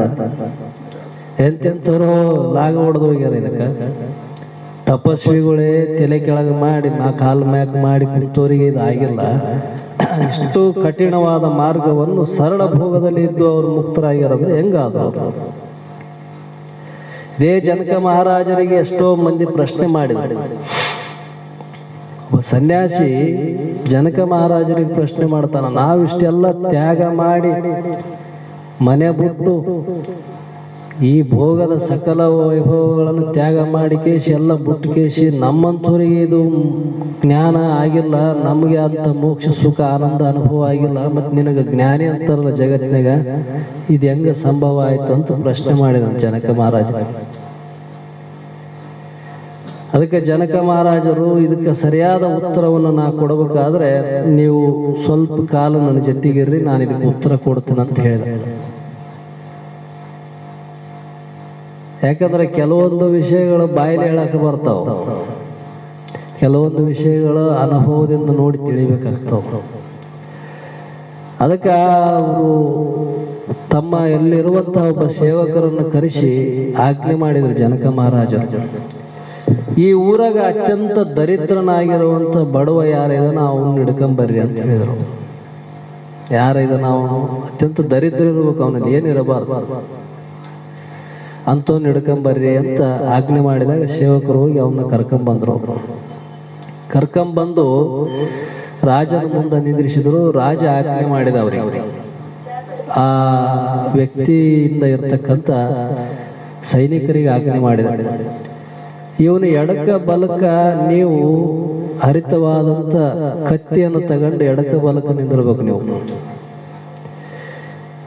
ಮತ್ತೆ ಇವನು ತೆನೆ ಮೇಲೆ ಒಂದು ಗಂಗಾಳ ಇಟ್ಟು ಗಂಗಾಳದಾಗ ನೀರು ಹಾಕಬೇಕು. ಆ ಆ ನೀರು ಎಲ್ಲಿ ಒಂದು ಹನಿ ನೀರು ಕೆಳಗೆ ಚೆಲ್ಲಿದ್ವಿಲ್ಲ ಅಲ್ಲಿ ಅವನ ತಲೆ ಕಡಿಬೇಕು. ಊರೆಲ್ಲ ಮೆರವಣಿಗೆ ಮಾಡಿಸ್ಕೊಂಡ್ ಬರ್ಬೇಕು. ಮೆರವಣಿಗೆ ಮಾಡ್ತಾ ಸಂದು ಎಲ್ಲ ಕಡೆ ಮೆರವಣಿಗೆ ಮಾಡಿಸ್ಕೊಂಡ್ ಬರ್ಬೇಕು. ಅಷ್ಟು ಮೆರವಣಿಗೆದಾಗ ಎಲ್ಲೇನೋ ಒಂದು ಹನಿ ನೀರು ಚೆಲ್ಲಿದ್ವು ಅಂದ್ರೆ ಇವನ್ ತಲೆನೇ ಕಡಿರಿ ಅಂತ ಆಜ್ಞೆ ಮಾಡಿ ಕಳಿಸಿದ. ಊರಾಗ ಮೆರವಣಿಗೆ ಪ್ರಾರಂಭ ಆಯ್ತು. ಮತ್ತೆ ರಾಜರ ಇದ್ದಂತಲ್ಲಿ ವೈಭವದಿಂದ ಮೆರವಣಿಗೆ ಮಾಡ್ಬೇಕಾದ್ರೆ ಅನೇಕ ರೀತಿಯಿಂದ ಸಂಗೀತ ಮಾಡ್ತಕ್ಕಂಥವ್ರು, ಅನೇಕ ನೃತ್ಯ ಮಾಡ್ತಕ್ಕಂಥವ್ರು, ಮತ್ತೆ ರಾಜರಲ್ಲಿ ಇರ್ತಕ್ಕಂಥ ಏನು ಸೈನಿಕರ ಇದಾರ ಅವರೆಲ್ಲ ಅನೇಕ ರೀತಿಯಿಂದ ಕೂಡಿರ್ತಕ್ಕಂಥವ್ರು. ದೊಡ್ಡ ಮೆರವಣಿಗೆ ಅಂದ್ರೆ ಬಹಳ ವೈಭವದಿಂದ ಇರ್ತದೆ. ಇವನ್ನ ಕರ್ಕೊಂಡು ಹೊಂಟ್ರಂತ ಅವ್ರ ಮುಂದೆ ಕುಣಿಯೋರು ಕುಣಿಯೋದು, ಆಡೋದು ಇದೆಲ್ಲ ಮಾಡ್ಕೊಂತ ಅವ್ರ ಮುಂದೆ ಇವನು ಎಡಕ ಬಲಕ ಇಬ್ಬರು ನಿಂದ್ರಿಸಿದ್ರು. ಅವ್ರು ಕತ್ತಿ ಹಿಡ್ಕೊಂಡು ನಿಂತಿದ್ರು. ತಲೆ ಮೇಲೆ ಗಂಗಾಳಿಟ್ಟು ಗಂಗಾಳದಾಗ ನೀರಾಕಿ ಊರೆಲ್ಲ ಮೆರವಣಿಗೆ ಮಾಡ್ಕೊಂಡು ಬಂದ್ರು. ಕೊನೆಗೆ ಬಂದು ರಾಜನ ಮುಂದೆ ತಂದು ನಿಂದ್ರಿಸಿದ್ರು. ಅವಾಗ ಕೇಳಿದಂತ ರಾಜ ಏನಾಯ್ತು ಅಂದ್ರೆ, ಏನಿಲ್ಲ ರಾಜ, ಒಂದನೇ ನೀರು ಚೆಲ್ಲಿಲ್ಲ ಇವನು ಅಂತ. ಆಯ್ತು, ಇವನಿಗೆ ಏನು ಕೊಡಬೇಕು, ಕೊಟ್ಟು ಕಳಸರಿ. ಅವಾಗ ರಾಜ ಪ್ರಶ್ನೆ ಮಾಡಿದ, ಏನ್ ದರಿದ್ರನಿದ್ದಲ್ಲ ಅವನಿಗೆ ಪ್ರಶ್ನೆ ಮಾಡಿದ, ನೀನು ಈಗ ಮೆರವಣಿಗೆ ಆಗಿ ಬಂದ್ಯಲ್ಲ, ನಿನ್ನ ಎಡಕ ಬಲಕ ಯಾರಿದ್ರು, ಮತ್ತೆ ನಿನ್ನ ಮುಂದೆ ಯಾರ್ಯಾರಿದ್ರು, ಏನೇನು ಮಾಡಿದ್ರು, ಅವರು ಯಾವ್ಯಾವ ನರ್ತನೆಯನ್ನು ಮಾಡಿದ್ರು, ಮತ್ತೆ ನೀನು ಯಾರ್ಯಾರನ್ನ ನೋಡಿದ್ದೆ ಅದು ನನಗೆ ಹೇಳ ಅಂತ ಹೇಳಿದ್ರು. ಅವನು ಹೇಳಿದಂತ, ನಾ ಯಾರನ್ನ ಎಲ್ಲಿ ನೋಡ್ರಿ, ನನ್ನ ಲಕ್ಷ್ಯ ಎಲ್ಲ ನನ್ನ ತಲೆ ಮೇಲಿದ್ದ ಗಂಗಳ ಮೇಲೇನೆ ಇತ್ತೆ ಹೊರತು ಯಾರು ಏನು ಮಾಡ್ಯಾರ ಯಾರು ಏನು ಬಿಟ್ಟಾರ ನನಗೆ ಒಂದು ಗೊತ್ತಿಲ್ಲ. ಅವ್ರು ಏನೇನು ಮಾಡ್ಯಾರ ನನಗೆ ಯಾರು ಗೊತ್ತಿಲ್ಲ ಅಂತ. ಅದ್ರಂಗ ಆವಾಗ ಅವರು ಸನ್ಯಾಸಿಗಳು ಏನು ಬಂದಿದ್ರಲ್ಲ ಅವ್ರಿಗೆ ಕರೆದು ಹೇಳಿದಂತ, ಇವನು ಹೇಳಿದ್ದು ನಿಮ್ಗೆ ಅರ್ಥ ಆಯ್ತೇನೋ ಅಂತ. ಅದರಂಗ ನಾನು ಸಕಲ ಭೋಗದಲ್ಲಿ ಇಲ್ಲ ಅಂತಿಲ್ಲ, ಅನೇಕ ರಾಜಭೋಗಗಳಲ್ಲಿ ಇಲ್ಲಿ ನಡೆದವು. ರಾಜರಂದ್ಮೇಲೆ ಅಲ್ಲಿ ಅನೇಕ ರೀತಿಯಿಂದ ಇದ್ದೇ ಇರ್ತಾವ. ಆದ್ರೂ ಕೂಡ ನಾ ಹೆಂಗೇನಿ ಅಂದ್ರೆ ನನ್ನ ಲಕ್ಷ್ಯ ನನ್ನ ಸ್ವರೂಪದ ಕಡೆ ಐತೆ. ವ್ಯವಹಾರ ನಡೆದವ, ಯಾರು ಏನು ನಡೆದವ ಏನಿಲ್ಲ ಅದ್ರ ಲಕ್ಷ್ಯ ನನಗೆಲ್ಲ, ನನ್ನ ದೃಷ್ಟಿ ಎಲ್ಲ ನನ್ನ ಸ್ವರೂಪದ ಕಡೆ ಐತೆ. ಅದರಂಗ ಇದ್ರೆ ಅವ್ರೇನು ಮನೇನೆ ಬಿಟ್ಟೆ ಹೋಗಿ ಮುಕ್ತರಾಗಬೇಕಂತ ನೇಮ ಅದೇ ಇಲ್ಲ. ಜನಕಾದಿ ಮಹಾರಾಜರು ಸಂಸಾರದಲ್ಲಿ ಇದ್ದು ಜೀವನ್ ಮುಕ್ತ ಸ್ಥಿತಿಯನ್ನು ಪಡೆದ್ರು. ಅವ್ರು ಹೆಂಗ್ ಪಡೆದ್ರು ಅಂದ್ರೆ ತಮ್ಮ ಸ್ವರೂಪದ ಕಡೆ ಲಕ್ಷ್ಯ ಇಟ್ಟರು, ಮಾಡಂಗ ಮಾಡಿದ್ರು. ಅವರು ನಮ್ಮಂಗ ಎಲ್ಲ ನೆಂಬಿ ಅಲ್ಲೇ ಗಟ್ಟಿಗೆ ವಿಶ್ವಾಸ ಇಟ್ಕೊಂಡು ಮಾಡ್ಲಲ್ಲ. ಅವರು ಪ್ರಪಂಚದಲ್ಲಿ ಇದ್ರು, ಹೆಂಗ ಮಾಡಬೇಕು ಅದನ್ನು ಸುಮ್ಮನೆ ಮಾಡೋ ರೀತಿಯಲ್ಲಿ ಮಾಡಿದ್ರು. ಆದರೆ ನಂಬಿಕೆ ತಮ್ಮ ಚಿತ್ತೆಯಲ್ಲಿ ಇಟ್ಟಿದ್ರು ಅಂದ್ರೆ ಆತ್ಮನ ಕಡೆ ಲಕ್ಷ್ಯವನ್ನಿಟ್ಟು ಅವರು ಜೀವನ್ಮುಕ್ತರಾದ್ರು. ಅವ್ರದೇ ಹೇಳ್ತೀನಿ ಅಂತ. ಅವರು ಕರ್ಮದ ಆಚರಣೆಯಿಂದ ಪರಮಸಿದ್ಧಿಯನ್ನು ಪಡೆದಿದ್ದಾರೆ. ಪರಮಸಿದ್ಧಿ ಅಂದ್ರೆ ಏನು, ಮೋಕ್ಷವನ್ನು ಪಡೆದಿದ್ದಾರೆ. ಆದುದರಿಂದಲೇ ಲೋಕಹಿತವಾದ ದೃಷ್ಟಿಯಿಂದಲಾದರೂ ಸಹ ನೀನು ಕರ್ಮವನ್ನು ಮಾಡಲು ಯೋಗ್ಯನಾಗಿರು. ಲೋಕಹಿತ ದೃಷ್ಟಿಯಿಂದ ಆದರೆ ನೀನೊಬ್ಬ ಕ್ಷತ್ರಿಯನಾಗಿ ಇಂತಹ ಕರ್ತವ್ಯವನ್ನು ನೀ ಪಾಲನೆ ಮಾಡದೇ ಇದ್ದರೆ ಮುಂದೆ ನಿನಗೆ ಇದಕ್ಕೆ ಅನೇಕ ರೀತಿಯಿಂದ ದೋಷಗಳು ಬರ್ತಾವೆ. ನಿನ್ನ ಕರ್ತವ್ಯ ಧರ್ಮವನ್ನು ನೀ ಪಾಲನೆ ಮಾಡು, ಅದರ ಫಲದ ಅಪೇಕ್ಷೆ ನೀ ಮಾಡಕ್ ಹೋಗಬೇಡ ಅಂತ ಹೇಳ್ತಾನೆ. ಯದ್ಯದಾಚರತಿ ಶ್ರೇಷ್ಠಸ್ತತ ದೇವತೆರೋ ಜನಃ ಸ ಯತ್ ಪ್ರಮಾಣಂ ಕುರುತೆ ಲೋಕಸ್ಥದನು ವರ್ತತೆ ಅಂತ ಹೇಳ್ತಾನೆ. ಶ್ರೇಷ್ಠ ಪುರುಷನು ಯಾವ ಯಾವ ಆಚರಣೆ ಮಾಡುತ್ತಾನೆಯೋ ಇನ್ನಿತರು ಜನರು ಸಹ ಅದರಂತೆಯೇ ನಡೆದುಕೊಳ್ಳುತ್ತಾರೆ. ಅವ್ರಿಗೇನು ಮಾಡಬೇಕೆಂಬುದೇನು ಉದ್ದೇಶ ಐತೇನೋ ಮಹಾತ್ಮರಿಗೆ? ಏನಿಲ್ಲ, ನಮ್ಮನ್ನು ನೋಡಿ ಜನ ಕೂಡ ನಮ್ಮಂತೆ ಆಚರಣೆಯಲ್ಲಿ ಆಗಲಿ ಅಂತ ಉದ್ದೇಶ ಇಟ್ಕೊಂತಾರ. ಮನೆಯಲ್ಲಿ ಮಕ್ಕಳಿಗೆ ಯಾಕೆ ಹೇಳ್ತಾರ ಸಣ್ಣ ಸಣ್ಣ ಹುಡುಗರಿಗೆ ಹಿಂಗಿರೋ ಹಂಗಿರೋ ಅಂತ? ಇವ್ರಿಗೇನು ಗೊತ್ತಿಲ್ಲನ ಐತೆ? ನಮ್ಮನ್ನು ನೋಡಿ ಇವರು ನಮ್ಮಂತೆ ಆಗ್ರಿ, ನಮ್ಮ ಸಂಸ್ಕಾರ ಇವರಿಗೆ ಬರ್ಲಿ ಅಂತ ಹೆಂಗ ಉದ್ದೇಶ ಇಟ್ಕೊಂಡು ಸಂಸ್ಕಾರ ಮತ್ತೆ ಬೆಳೆಸ್ತಾರ. ಹಂಗ ಮಹಾತ್ಮರು ನಮಗ ಅಲ್ಲಲ್ಲಿ ಇಂತಿತ್ತದ ಮಾಡು, ನೀವು ಉತ್ತಮವಾದ ಕಾರ್ಯ ಮಾಡು, ಸತ್ಪಾತ್ರಕ್ಕೆ ದಾನ ಮಾಡು, ಸತ್ಸಂಗ ಮಾಡು, ಶರಣರ ಜಲ್ದಿ ಕೂಡು ಅಂತ ಇವೆಲ್ಲ ಅವ್ರಿಗೆ ಉದ್ದೇಶ ಏನೈತಪ್ಪ ಅಂತಂದ್ರೆ ಅವರೇ ಮಾಡಬೇಕಂತ ಉದ್ದೇಶ ಅಲ್ಲ. ಇವ್ರು ಇದನ್ನ ಮಾಡಿದ್ರೆ ಇವ್ರು ಕಲ್ಯಾಣ ಆಗ್ತದೆ ಎಂಬ ಉದ್ದೇಶದಿಂದ ಹೇಳ್ತಾರೆ ಹೊರತು ಅವ್ರಿಗೇನು ಇದರಲ್ಲಿ ಆಸಕ್ತಿ ಇಲ್ಲ. ಯಾಕಂದ್ರೆ ಅವ್ರಿಗೆ ಬೇಕು ಇಲ್ಲ ಬೇಡನೂ ಇಲ್ಲ ಜಗತ್ತಿನಲ್ಲಿ. ಇದರಂತೆ ಪುರುಷನು ಯಾವುದನ್ನು ಪ್ರಮಾಣವಾಗಿ ಅರ್ಥಾತ್ ಆಧಾರವಾಗಿಟ್ಟುಕೊಂಡು ಮಾಡುತ್ತಾನೆ, ಜನ ಸಮುದಾಯವು ಸಹ ಅದಕ್ಕೆ ಅನುಗುಣವಾಗಿ ಆಚರಿಸುತ್ತದೆ. ಮಹಾತ್ಮರು ಯಾವಾಗಾದರೂ ಜಗತ್ತಿನಲ್ಲಿ ಯಾವುದೇ ಮಹಾತ್ಮರು ಇತಿಹಾಸ ತೆಗೆರಿ ವಿರುದ್ಧವಾಗಿ ಜಗತ್ತಿಗೆ ವಿರುದ್ಧವಾದ ಆಚರಣೆ ಅವರು ಎಂದೂ ಮಾಡಿಲ್ಲ. ಎಲ್ಲರೂ ವಿರುದ್ಧವಾದ ಆಚರಣೆ ಮಾಡ್ಯಾರ ಮಹಾತ್ಮರು, ಎಲ್ಲಿ ಮಾಡಿಲ್ಲ. ಜಗತ್ತಿನ ಕಲ್ಯಾಣಕ್ಕಾಗಿಯೇ ಮಾಡ್ಯಾರ ಹೊರತು ಜೀವಿಗಳ ಕಲ್ಯಾಣಕ್ಕಾಗಿ ಆಚರಣೆ ಮಾಡಿದಂತೆ ಕಂಡರ. ಆದ್ರೆ ಅವರು ಅಕರ್ತ ಅಂತ ಹೇಳ್ತಾನೆ. ನಮೇ ಪಾರ್ಥಸ್ತಿ ಕರ್ತವ್ಯಂ ತ್ರಿಶೇ ಲೋಕೇಶು ಕಿಂಚನ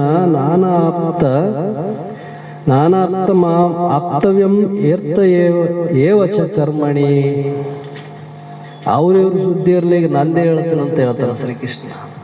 ಇಲ್ಲಿವರೆಗೆ ನಾನು ಬೇರೆ ಉದಾಹರಣೆ ಕೊಟ್ಟು ಹೇಳಿದೆ, ಆದ್ರೆ ನಿನಗೆ ಇಷ್ಟಕ್ಕೂ ನಂಬಿಕೆ ಬರಲಿಲ್ಲ. ಆದ್ರೆ ನಂದು ಉದಾಹರಣೆ ಕೊಟ್ಟು ಹೇಳ್ತೀನಿ ಅಂತಾನ. ಹೆಂಗ? ಎಲೇ ಅರ್ಜುನನೇ ಕೇಳು, ನನಗೆ ಈ 3 ಲೋಕಗಳಲ್ಲಿ ಕಿಂಚಿತ್ ಸಹ ಕರ್ತವ್ಯವಿಲ್ಲ. ಯಾರು? ಪರಮಾತ್ಮ ಹೇಳ್ತಾನ. ನನಗೇನ ಕರ್ತವ್ಯ ಅದೇನೋ? ನಂದೇನು ಕರ್ತವ್ಯ ಇಲ್ಲ. ಕೇವಲ ಅವತಾರ ತುಟ್ಟು ಬಂದಿರತಕ್ಕಂಥ ಶ್ರೀಕೃಷ್ಣ ಪರಮಾತ್ಮ ಅಂತನೇ ಹೇಳ್ತಾರ, ನನಗೆ ಯಾವ ಕರ್ತವ್ಯ ಇಲ್ಲ, ನನಗಿಂತದ್ದು ಮಾಡ್ಬೇಕೆಂಬುದಿಲ್ಲ, ಬಿಡ್ಬೇಕೆಂಬುದು ಇಲ್ಲ. ಇರದೇ ಇದ್ರೂ ಕೂಡ ಲೋಕಗಳಲ್ಲಿ ಕಿಂಚಿತ್ ಸಹ ಕರ್ತವ್ಯವಿಲ್ಲ. ಪಡೆಯಬೇಕಾದ ಯೋಗ್ಯ ವಸ್ತು ಏನು ದೊರೆಯುವುದೇ ಇಲ್ಲ. ನಾನು ಪಡೆಯುವಂಥದ್ದು ಇಲ್ಲಿ ಏನದ ಈ ಲೋಕದಾಗ? ಅಂತ ಯೋಗ್ಯ ವಸ್ತು ಏನೈತೇನಂದ್ರೆ ಏನೂ ಇಲ್ಲ ಅಂತಂದ. ನನಗಿಂತ ಶ್ರೇಷ್ಠವಾದ ವಸ್ತು ಇನ್ನೊಂದು ಇಲ್ಲೇ ಇಲ್ಲ. ಯಾಕಾದ್ರೆ ನಾನೇ ಪರಮ ಶ್ರೇಷ್ಠನು. ಆತ್ಮಜ್ಞಾನವನ್ನು ಪ್ರಾಪ್ತಿ ಮಾಡಿಕೊಂಡು ಯಾರು ಆತ್ಮ ಸ್ವರೂಪದಲ್ಲಿ ಲೀನ ಆಗ್ಯಾರ ಅವ್ರಿಗಿಂತ ಶ್ರೇಷ್ಠವಾದದ್ದು ಜಗತ್ತಿನಿಗೆ ಇನ್ನೊಂದು ಇಲ್ಲೇ ಇಲ್ಲ. ಈ 3 ಲೋಕಗಳಲ್ಲೇ ಇಲ್ಲ. ಅಂಥದ್ದನ್ನ ನಾ ಪಡೆಯೋದಾದ್ರೂ ಏನೈತಿ ಈ ಲೋಕದಲ್ಲಿ? ಏನೂ ಇಲ್ಲ. ಹೀಗಿದ್ರು ಕೂಡ ಆದಾಗ್ಯೂ ಸಹ ನಾನು ಕರ್ಮದಲ್ಲಿ ಪ್ರವೃತ್ತನಾಗಿರುತ್ತೇನೆ. ನಿನಗೆ ನಾನು ಸಾರಥಿಯಾಗಿ ಬಂದಿನಿಲ್ಲ, ಇಲ್ಲ ಕೆಲಸ ಮಾಡಕತ್ತೀನಿಲ್ಲ. ನನ್ನ ಕರ್ತವ್ಯ ಐತೆ, ಸಾರಥಿ ಕರ್ತವ್ಯ ಇದೆ. ನನ್ನ ಕರ್ತವ್ಯ ಪಾಲನೆ ಮಾಡಕತ್ತೀನಿ. ನಾನೊಬ್ಬ ರಾಜನೇ ದ್ವಾರಕ ಪಟ್ಟಣಕ್ಕೆ. ಆದ್ರೂ ನಾನು ಮಾಡಬೇಕಾಗಿದ್ದು ಏನೂ ಇಲ್ಲ ಇಲ್ಲಿ. ಆದ್ರೂ ನನ್ನ ಕರ್ತವ್ಯದಲ್ಲಿ ನಾನು ಪಾಲನೆ ಮಾಡಕತ್ತೀನಿ. ಅಂದ್ರೆ ಅವತಾರ ಪುರುಷರಾಗಿದ್ದು ಕೂಡ ಲೋಕದ ಜನರ ಜೊತೆಗಿದ್ದಾಗ ಯಾವ ರೀತಿಯಿಂದ ವರ್ತಿಸಬೇಕು ಅಂತ ಅವರು ಹೇಳ್ಕೊಡ್ತಾರಲ್ಲ. ಶ್ರೀಕೃಷ್ಣ ಪರಮಾತ್ಮನೇ ಹೇಳ್ತಾನ, ಯದಿ ಅಹಂ ನ ವರ್ತಯಂತಿ ಜಾತು ಕರ್ಮಣ್ಯಂ ತತ್ ಇಂದ್ರಿತ ಮಮ ವರ್ತಂತೆ ಮನುಷ್ಯಾಂ ಪಾರ್ಥ ಸರ್ವಶಃ. ಏಕೆಂದರೆ ಲೇ ಪಾರ್ಥ, ನಾನು ಜಾಗರೂಕನಾಗಿ ಯಾವಾಗಲಾದರೂ ಕರ್ಮದಲ್ಲಿ ಪ್ರವೃತ್ತನಾಗದಿದ್ದರೆ ಬಹಳ ಹಾನಿಯಾಗುತ್ತದೆ. ಏಕೆಂದರೆ ಎಲ್ಲ ರೀತಿಯಿಂದಲೂ ಮಾನವರೆಲ್ಲರನ್ನು ನನ್ನ ನಡವಳಿಕೆಯನ್ನು ಅನುಸರಿಸುತ್ತಾರೆ, ಅರ್ಥಾತ್ ಅದರಂತೆ ನಡೆದುಕೊಳ್ಳಲು ಪ್ರಾರಂಭಿಸುತ್ತಾರೆ. ನಾನೇ ಇದರಲ್ಲಿ ಪ್ರವೃತ್ತಿ ಆಗದೇ ಇದ್ರೆ ಮುಂದ ನನ್ನ ನೋಡಿ ಇನ್ನೊಬ್ರನ್ನ ಅದನ್ನು ಆಚರಣೆ ಮಾಡ್ತಾರೆ. ಒಬ್ಬ ಒಳ್ಳೆಯ ವ್ಯಕ್ತಿ, ಒಬ್ಬ ಸಮಾಜದ ಹಿತಕರು, ಸಮಾಜಕ್ಕೆ ಹಿತವಾದದ್ದನ್ನು ಯಾಕೆ ಮಾಡ್ತಾರೆ? ನನ್ನ ನೋಡಿ ಇನ್ನೊಬ್ರು ಮಾಡಲಿ, ಅವ್ರು ನನ್ನಂಗೆ ಆಗಲಿ, ಇದರಿಂದ ಸಮಾಜ ಉದ್ಧಾರ ಆಗಲಂತ ಮಾಡ್ತಾರೆ. ಈ ಮಹಾಭಾರತದಲ್ಲಿ ತಪ್ಪಾಗಿದ್ದೇನು? ದ್ರೌಪದಿಗೆ ಮಾಡಿರ್ತಕ್ಕಂಥ ಮಾನಭಂಗ ಏನು ಅಲ್ಲಿ ಮಾಡಿದರು? ವಸ್ತ್ರ ಆಕಿನ್ನು ವಸ್ತ್ರ ಅಪಹರಣ ಮಾಡಿದ್ರು ನೋಡ್ರಿ, ಇಲ್ಲಿ ಮಹಾಭಾರತದಲ್ಲಿ ನಡೆದಂಥದ್ದು. ಮತ್ತೆ ಇಷ್ಟೆಲ್ಲ ವಿದ್ವಾಂಸರಿದ್ರು, ಪಂಡಿತರಿದ್ರು, ತಿಳಿದಂಥವರಿದ್ರು.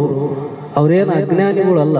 ಒಬ್ಬ ರಾಜನಾಗಬೇಕಾದ್ರೆ ಸಾಮಾನ್ಯ ಅಲ್ಲ, ಅವನಿಗೆಲ್ಲ ಶಕ್ತಿ ಇದ್ದಾಗ ಅವನಿಗೆ ರಾಜಸ್ಥಾನವನ್ನು ಮಾಡ್ತಾರೆ.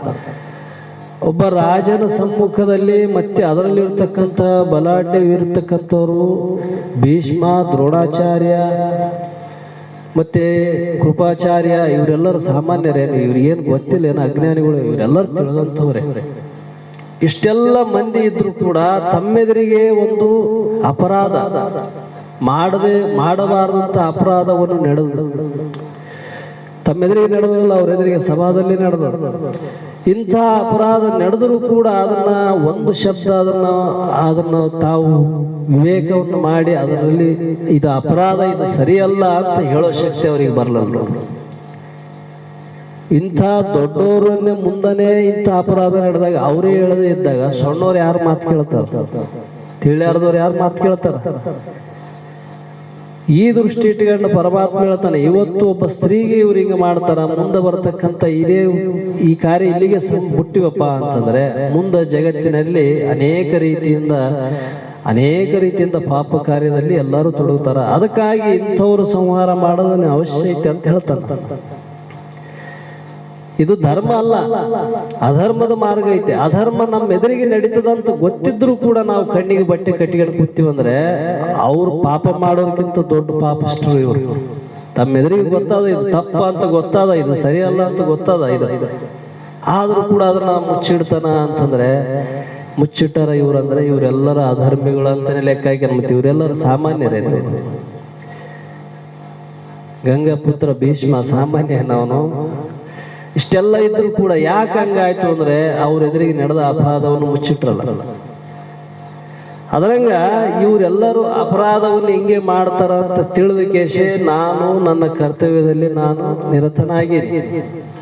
ಅಂದ್ರೆ ನಾನು ಕರ್ಮ ಮಾಡಿದಂತೆ ಮಾಡ್ತೀನಿ. ಆದ್ರೆ ಯಾಕೆ ಮಾಡ್ತೀನಿ ಅಂದ್ರೆ ಮುಂದೆ ಇವರು ಅನಾಚಾರದ ಕಡೆ ಹೋಗದಂತೆ ಸದಾಚಾರದ ಕಡೆ ಇರಲಿ ಜಗತ್ತಿನಲ್ಲಿ, ಈ ನನ್ನ ಸ್ವಭಾವ ಎಲ್ಲ ಬೆಳ್ಳಿ ಅಂತ ಉದ್ದೇಶದಿಂದ. ಹೀಗೆ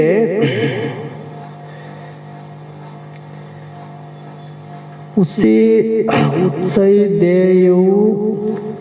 ದೇಯೂರಿಮೆ ಲೋಕೇನ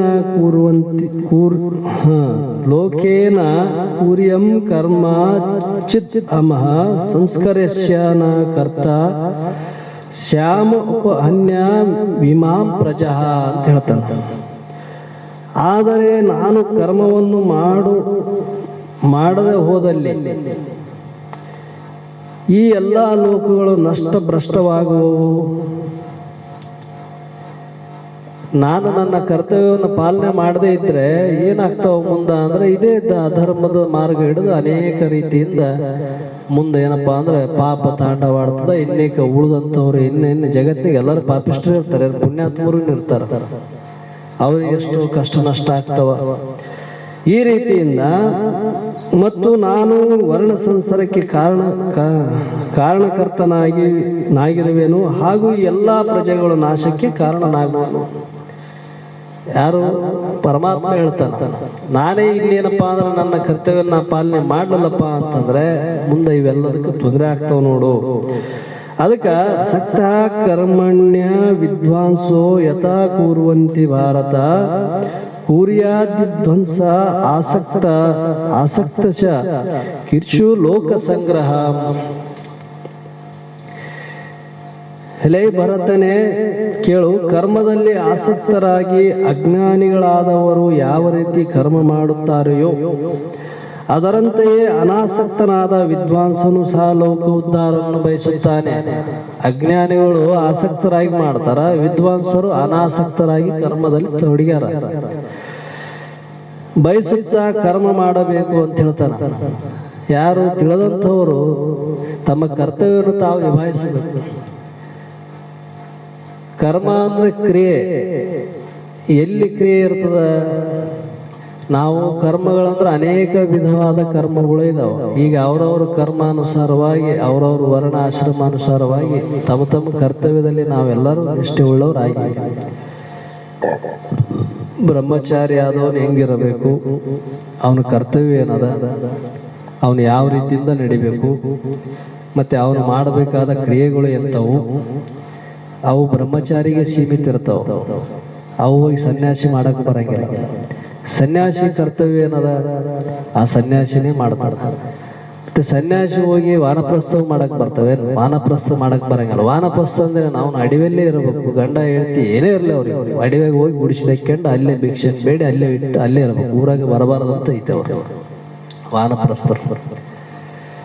ಸನ್ಯಾಸಿಗಳು ಎಲ್ಲಪ್ಪ ದಿವಸ ಒಂದು 3 ಮನೆ ಭಿಕ್ಷೆ ಬೇಡಿ ಅಲ್ಲೇ ಸಿಕ್ಕಿದ್ದನ್ನು ಉಂಡು ಜೀವನ ಮಾಡಬೇಕಂತ ಐತೆ. ಅವರು ಧರ್ಮವನ್ನು ಜಗತ್ತಿಗೆ ಬೋಧ ಮಾಡ್ತಾ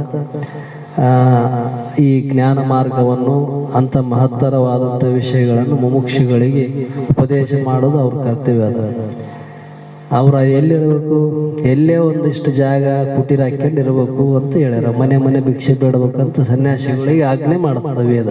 ಹಿಂಗೆ ಇರಬೇಕಂತ. ಈ ಗೃಹಸ್ಥರಿಗೆಲ್ಲ ಅಂತಂತ ದೊಡ್ಡ ದೊಡ್ಡ ಮಠಗಳು ಇದಾವೆ. ಅವ್ರಿಗಿದ್ದಷ್ಟು ವ್ಯವಸ್ಥೆ ಗೃಹಸ್ಥರಿಗೆಲ್ಲ. ಈಗ ಅದು ಅವ್ರವ್ರ ಪುಣ್ಯ, ಆ ಮಾತು ಬೇರೆ. ಅದರಂಗ ವಾನಪ್ರಸ್ಥ, ಬ್ರಹ್ಮಚಾರಿ ಮತ್ತು ಸನ್ಯಾಸಿ, ಇಲ್ಲಿ ಗೃಹಸ್ಥ. ಗೃಹಸ್ಥನ ಕರ್ತವ್ಯ ಏನದ? ಗೃಹಸ್ಥ ಅಂದ್ರೆ ಮನೆಯೊಳಗೆ ಇರೋರು ಗೃಹಸ್ಥ ಅಂತ. ಈಗ ನಾವು ಸಂಸಾರಿಸ್ತರು, ಹೆಂಡ್ರು ಮಕ್ಕಳೇನೇ ಇದಾರೆ, ಇವರೆಲ್ಲ ಸಂಸಾರಿಸ್ತರು. ಇವರು ಮನೆಯೊಳಗೆ ಇದ್ದು ತಮ್ಮ ಕರ್ತವ್ಯ ಏನದ? ಮೊದಲನೇದು ಗೃಹಸ್ಥರ ಕರ್ತವ್ಯ ಏನದ? ತಾನು ಕಾಯಕ ಮಾಡಬೇಕು. ತನ್ನ ಕಾಯಕದಿಂದ ತನ್ನಗ ಇಂದ ಬಿದ್ದಿರ್ತ, ಅದು ಹೇಳ್ಯಾರಲ್ಲ ನಿಜಗೊಂಡ್ರು, ಬರೇ ಪೊರ್ದಿದ್ದರನೆಂದು ಬೆಸಸುವ. ಎಷ್ಟು ಹೇಳಿದ್ರು ಅವ್ರು ನಿಜಗೊಂಡ್ರು. ದುರಿತ ಕರ್ಮವನ್ನೊಲ್ಲದಿರು, ಪುಣ್ಯವನ್ನೇ ಮಾಡು, ಹರನಡಿಬಿಡಿ, ಶಾಂತರೊಡನಾಡು, ಕರುಣವಿರಲಿ ಜೀವರೋಳು, ನೀತಿವಿಧನಾಗು, ಪೊರೆ ಪೊರ್ತಿದ್ದರನೆಂದು ಬೆಸಸುವ.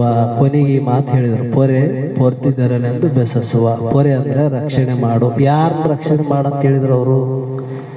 ಇವು ಪುಣ್ಯ ಮಾಡು, ಪಾಪ ಬಿಡು, ಶರಣರ ಒಡನಾಡು, ಅವು ಮೊದಲಿರಲಿ. ನಿನಗೆ ನಿನ್ನಿಂದ ಬಿದ್ದವ್ರು ನಿನಗೆ ರಕ್ಷಣೆ ಮಾಡಕ್ಕೆ ಬರವಲ್ದು ಅಂದ್ಮೇಲೆ ಉಳಿದು ಯಾವಾಗ ಮಾಡ್ಬೇಕು ನಾವು? ನಿನ್ನ ಕರ್ತವ್ಯ ಅದ, ನಿನ್ನ ಧರ್ಮ ಅದ. ನೀವೊಬ್ಬ ಗೃಹಸ್ಥ ಇದ್ದೆ ಅಂದ್ರೆ ಯಾರು ನಿನ್ನ ಬೆನ್ನಿಂದ ಬಿದ್ದಾರ, ನಿನ್ನ ನೆಂಬಿ ಕುಂತಾರ, ಅವ್ರನ್ನ ನೀ ರಕ್ಷಣೆ ಮಾಡ. ರಕ್ಷಣೆ ಅಂದ್ರೆ ಏನು? ಅವ್ರಿಗೆ ಸಹಾಯ, ಅವ್ರಿಗೆ ತೊಂದರೆ ಆಗದಂಗ ನೋಡಿಕೊಳ್ಳೋದು ನಿನ್ನ ಕರ್ತವ್ಯ ಅದ. ಗೃಹಸ್ಥನ ಮೊದಲನೇ ಕೆಲಸ ಇದು, ಕಾಯಕ ಮಾಡೋದು. ಮಾಡಿ ಅದನ್ನ ಧರ್ಮದಿಂದ ತಾನು ಉಂಡು ಧರ್ಮದ ಕಾರ್ಯಕ್ಕೆ ಅವನು ಸಲ್ಲಿಸಬೇಕಾದದ್ದು ಅವನ ಕರ್ತವ್ಯ. ಗೃಹಸ್ಥಾಶ್ರಮದಲ್ಲಿ ಮತ್ತೆ ಇವು ಕರ್ತವ್ಯಗಳನ್ನ ನೀ ಪಾಲನೆ ಮಾಡಬೇಕು, ಬಿಡ್ಬೇಕು. ಎಲ್ಲಿ? ಆಶ್ರಮದಲ್ಲಿ ಇದ್ದಾಗ. ಅದಕ್ಕೆ ಹೇಳ್ತಾನೆ, ಇಲ್ಲಿ ಏನ್ ಹೇಳ್ತಾನಂದ್ರೆ, ನಿನ್ನ ಕರ್ತವ್ಯವನ್ನು ನೀ ಪಾಲನೆ ಮಾಡೇ ಹೊರತು ನಾ ಮಾಡಿದ ಕರ್ತವ್ಯದಲ್ಲಿ ಫಲದ ಅಪೇಕ್ಷೆ ಇಡಕ್ ಹೋಗಬೇಡ ಅಂದವ್ರು. 4 ಮಂದಿಗೆ ಅನ್ನ ಹಾಕೋನ್ ಯಾರು ಹಾಕ್ತಾರ ಜಗತ್ತಿನಾಗ? ಗೃಹಸ್ಥನೇ ಆಗ್ತಾನೋ ಏನು ಸನ್ಯಾಸಿಗಳು ಬ್ರಹ್ಮಚಾರಿ ಆಗ್ತಾರ? ಇವತ್ತೇನಾದ್ರೆ ಮಹಾತ್ಮರು ಸಂತರು ಮಾಡ್ಬೇಕಾದ್ರೆ ಯಾರು ಮಾಡ್ತಾರ? ಗೃಹಸ್ಥನೇ ಕೊಡ್ಬೇಕು ಅವ್ರಿಗೆ. ಮತ್ತೆ ಅವನ ಪುಣ್ಯ ಅಲ್ಲ ಅದು, ಅವನ ಕರ್ತವ್ಯ ಅದ. ಅದು ಮಾಡೋದು, ಅತಿಥಿ ಸತ್ಕಾರ ಮಾಡೋದು ಅವನ ಕರ್ತವ್ಯ ಅದ, ಅದು ಮಾಡ್ತಾರ. ಅದರಂಗ ಇದ್ದು ಮಾಡ್ತಕ್ಕಂಥದ್ದು ಅಂತ ಹೇಳ್ತಾನ. ಗೃಹಸ್ಥನ ಕರ್ತವ್ಯವನ್ನು ನಿಭಾಯಿಸ್ತಕ್ಕಂಥದ್ದು ಇದರಂಗ ಈ ವರ್ಣ ಆಶ್ರಮಗಳ ಅನುಸಾರವಾಗಿ ಇದ್ದು ಆ ವರ್ಣಗಳ ಆಶ್ರಮ ಅನುಚಿತವಾಗಿ ನಡೆದುಕೊಳ್ಳೋದಂದ್ರೇನು? ನನ್ನ ಕರ್ತವ್ಯ ಐತೆ, ನಾ ಪಾಲನೆ ಮಾಡೋದು. ಅದರಲ್ಲಿ ಆಸಕ್ತಿ ಇರಬಾರದು. ನಾ ಇಂಥದ್ದು ಮಾಡಿ ಇಂಥದ್ದೇ ನನಗೆ ಬೇಕೆಂಬ ಅಪೇಕ್ಷೆ ಇರಲಾರ್ದಂಗ ನಿನ್ನ ಕರ್ತವ್ಯ ನೀ ಪಾಲನೆ ಮಾಡು. ಇದು ಪ್ರವೃತ್ತಿ ಧರ್ಮ. ಇದು ಮತ್ತೆ ಇವೇನು ಇಲ್ಲಿವರೆಗೆ ಹೇಳ್ಕೊಂತ ಬಂದ್ರೆ ಇವೆಲ್ಲವೂ ಪ್ರವೃತ್ತಿ ಧರ್ಮ. ಈ ಧರ್ಮಗಳನ್ನು ಲೋಕದ ಹಿತಾರ್ಥಕವಾಗಿ ಮಾಡಿದರೆ ಹೊರತು ಅದನ್ನ ಮಾಡಬೇಕಂತೇನು ನಿಯಮ ಇಲ್ಲ. ಇಲ್ಲಿ ಮತ್ತೆ ಮುಂದೆ ಹೇಳ್ತಾರ ಅವರು ಹೆಂಗಂದ್ರೆ, ನ ಬುದ್ಧಿ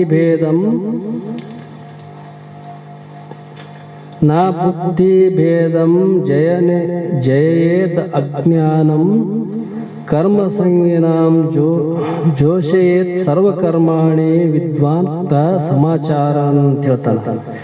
ನೋಡು, ಜ್ಞಾನಿಗಳಾದವರು ಕರ್ಮಗಳಲ್ಲಿ ಆಸಕ್ತಿಯುಳ್ಳ ಅಜ್ಞಾನಿಗಳ ಬುದ್ಧಿಯಲ್ಲಿ ಭ್ರಮೆ, ಅರ್ಥಾತ್ ಅಂದ್ರೆ ಕರ್ಮಗಳಲ್ಲಿ ಅಶ್ರದ್ಧೆಯನ್ನು ಉಂಟು ಮಾಡಬಾರದು. ಜ್ಞಾನಿಗಳು ಎಂದೂ ಹಿಂಗ ಮಾಡಕ್ ಹೋಗಿಲ್ಲ. ನಾ ಬಹಳ ಪಾಪಿಷ್ಟೇನಪ್ಪ, ಮತ್ತೆ ನನಗೆ ಹೆಂಗ ಈ ಒಂದು ಸನ್ಮಾರ್ಗದ ಮಾರ್ಗ ಹೆಂಗ ಹಿಡಿಬೇಕು ಅಂತ ಹೇಳಿದ್ರೆ, ನೋಡಪ್ಪ, ಉತ್ತಮವಾದ ಪುಣ್ಯ ಕರ್ಮಗಳನ್ನ ಮಾಡು, ಇಂಥ ಸಾಧು ಸತ್ಪುರುಷರ ಸಂಘ ಮಾಡು, ನಿನ್ನ ಕಲ್ಯಾಣ ಆಗ್ತದೆ ಅಂತ ಹೇಳ್ತಾರೆ ಹೊರತು ನಿಮ್ಮ ಮನಸ್ಸಿಗೆ ಬಂದಂಗ ಮಾಡ್ತಮ್ಮ ಅಂತ ಹೇಳ್ತಾರೆ. ಅವ್ರಿಂದ ಹೇಳ್ತಾರೆ ಯಾರಾದ್ರೂ ಮಹಾತ್ಮರು, ಜ್ಞಾನಿಗಳು ಎಂದೂ ಹೇಳಂಗಿಲ್ಲ. ನೀ ಮನಸ್ಸಿಗೆ ಬಂದಂಗ ಮಾಡಪ್ಪ, ನೀ ಏನ್ ಮಾಡಿದ್ರೆ ನಡೀತದೆ ಅಂತ ಹೇಳ್ತಾರೆ, ಎಂದೂ ಹೇಳಂಗಿಲ್ಲ ಮಹಾತ್ಮರು. ಏನು ಉದ್ದೇಶ? ಅವ್ರ ಉದ್ದೇಶ ಏನದ? ಇದನ್ನ ಮಾಡಿಸ್ಬೇಕನ್ನೋ ಉದ್ದೇಶ ಅವ್ರಿಗೆಲ್ಲ. ಅವನಿಗೆ ಈ ಭ್ರಮೆಯಿಂದ ಮುಕ್ತನಾಗಿ ಮಾಡಬೇಕು, ಅದಕ್ಕಾಗಿ ಉತ್ತಮವಾದ ಆಚರಣೆ ಮಾಡು. ಆ ಉತ್ತಮ ಆಚರಣೆಯಿಂದ ಉತ್ತಮ ಸಂಸ್ಕಾರ, ಆ ಸಂಸ್ಕಾರ ದ್ವಾರ ನಿನಗೆ ಜ್ಞಾನ ದ್ವಾರ ನೀನೇ ಮುಕ್ತ ಆಗ್ತಿದ್ದೆ.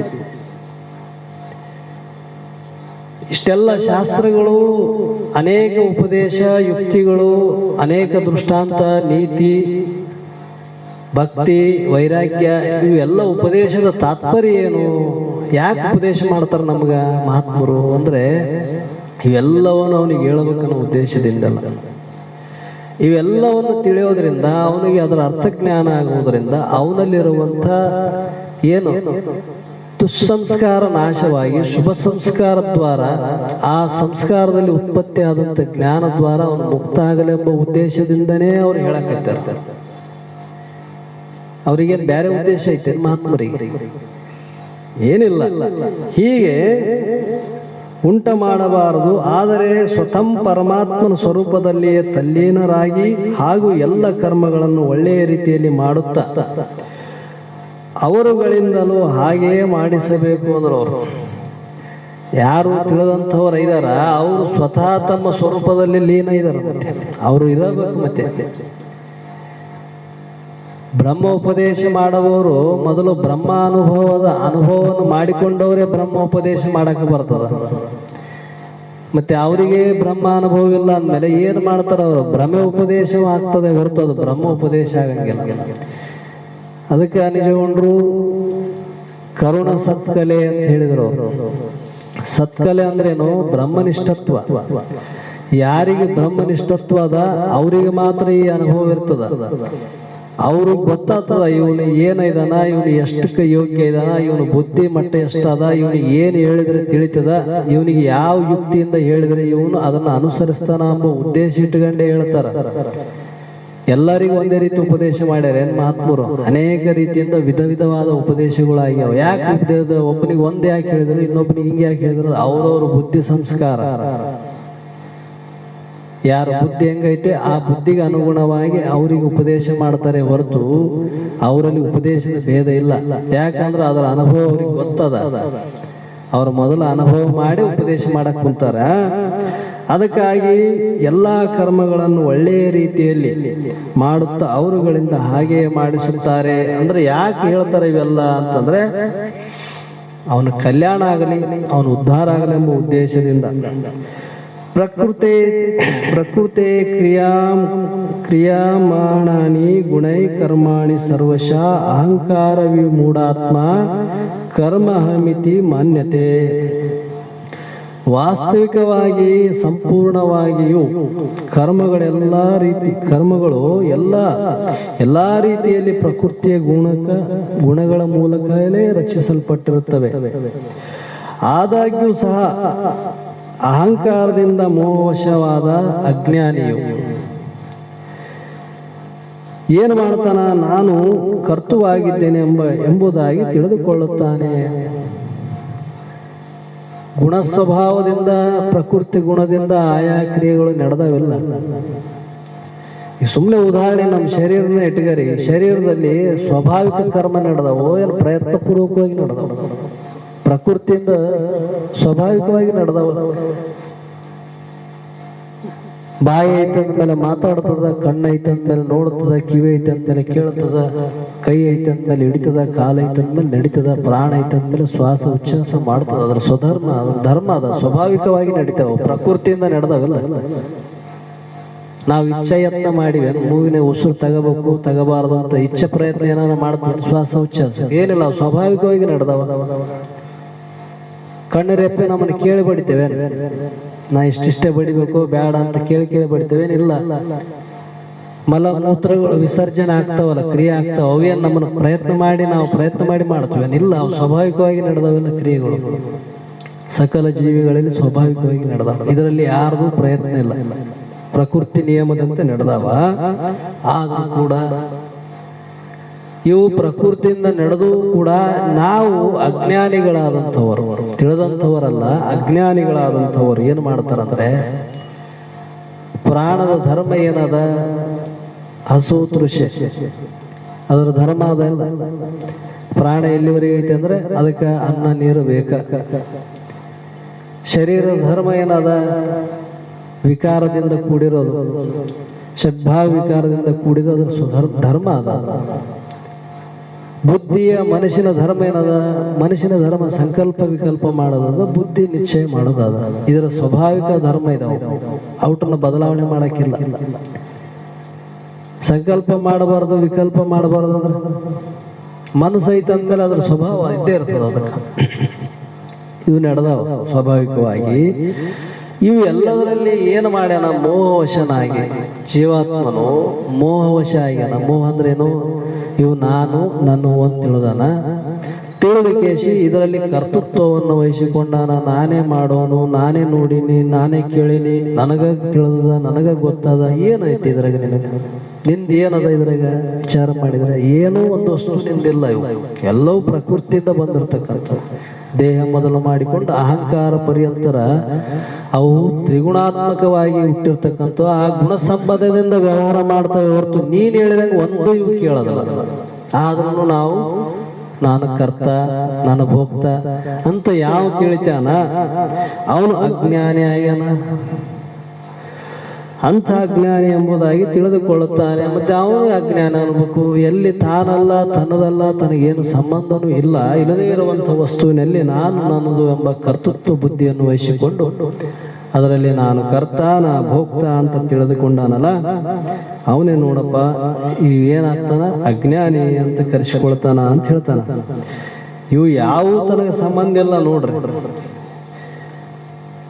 ಪಂಚಮಹಾಭೂತಗಳಿಂದ ಉತ್ಪತ್ತಿ ಆದಂತ ಈ ಸ್ಥೂಲ ಶರೀರ ಪಂಚಮಹಾಭೂತ ಶರೀರದಿಂದ ರಚನೆ ಆಗಂತಾವು. ಎದರಿಂದ ರಚನೆ ಆಗ್ಯಾವ? ಮೂಲ ತ್ರಿಗುಣದಿಂದನೇ ರಚನೆ ಆಗ್ಯಾವಿಲ್ಲ.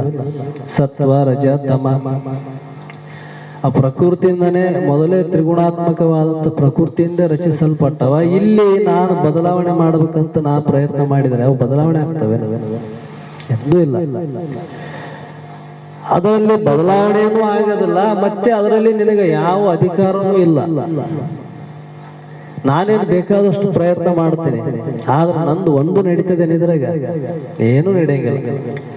ಏನು ಸ್ವಭಾವ ಸಿದ್ಧವಾಗಿದೋ ಅದರಂತೆ ಅವು ತನ್ನ ಕಾರ್ಯದಲ್ಲಿ ಪ್ರವೃತ್ತ ಆಗ್ತವ.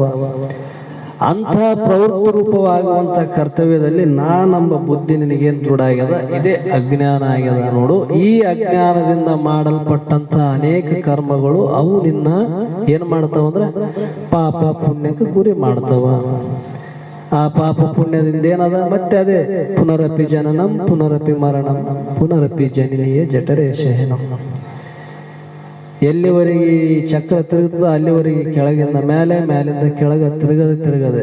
ಯಾಕೆ ತಿರುಗದೆ ಅಂದ್ರೆ ಇಂಥ ಒಂದು ತಾನು ಅಕರ್ತ ಅಭೋಕ್ತ ಅಸಂಗನಾದಂಥ ಆತ್ಮಸ್ವರೂಪನೇ ತಾನೇ ಕಿತ್ತು ತನ್ನಲ್ಲಿ ತೋರಿ ಅಡಗುವಂತಹ ಈ ತ್ರಿಗುಣಾತ್ಮಕವಾದ ಪ್ರಕೃತಿ, ಆ ಪ್ರಕೃತಿಯಿಂದ ಉತ್ಪತ್ತಿಯಾದಂಥ ದೇಹ, ಈ ದೇಹದ ಧರ್ಮಗಳಾದಂಥ ಅಹಂಕಾರ ಮೊದಲು ಮಾಡಿಕೊಂಡು ಇವೆಲ್ಲದರಲ್ಲಿ ನಾನು ಮತ್ತು ನನ್ನದು ಎಂಬ ಬುದ್ಧಿ ಏನದ ಮೋಹ, ಈ ಮೋಹವೇ ನಿನಗ ಜನ್ಮ ಮರಣ ರೂಪ ಸಂಸಾರಕ್ಕೆ ಕಾರಣ ಮಾಡ್ತದ. ಅಂದ್ರೆ ಅವರು ಮೂಲ ಇಲ್ಲೇ ಐತೆ.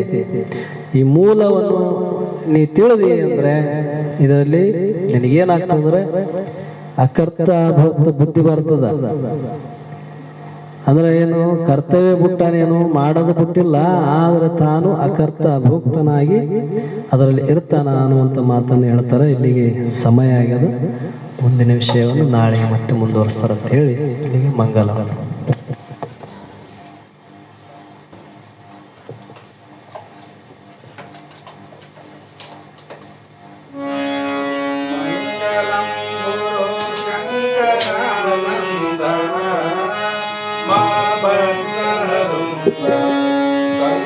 ಶರಣರ ನಿಜದಾನಂದ ಮಂಗಲಂ ಗುರು ಶಂಕರಾನಂದ ಮಾ ಭಕ್ತಾರುಂದ ಸಂಘ ಶರಣರ ನಿಜದಾನಂದ ಮಂಗಲಮಯವಾದ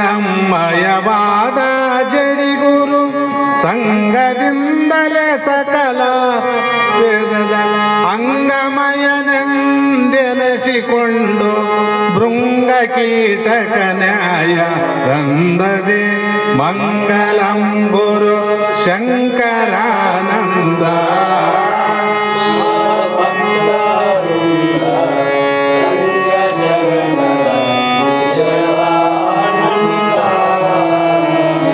ಎಲ್ಲಿ ಜನಿಸಿದಿ ಎಲ್ಲಿ ವಾಸಿಸಿದಿ ಎಲ್ಲೆಲ್ಲೋ ತಿರುಗಿ ಬಲ್ಲತನದಲ್ಲಿ ಬ್ರಹ್ಮ ಬೋಧಿಸಿದಿ ಎಲ್ಲಿ ವಾಸಿಸಿದಿ ಎಲ್ಲೆಲ್ಲೋ ತಿರುಗಿ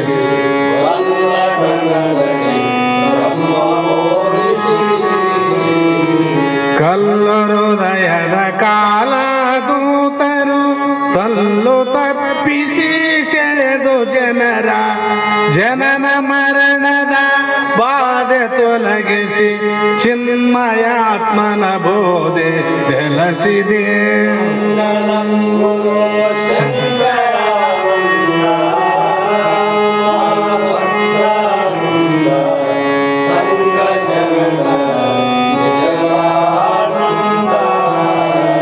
ನೀ ಜನಿಸಿ ಬೆಳೆದ ಭೂಮಿಯಂತಿಯದೋ ಘನಮಹಿಮ ನಿಮಗೆ ಗುಣವಸಲು ಇದ ಸ್ವಾಮಿಯಂತವರು.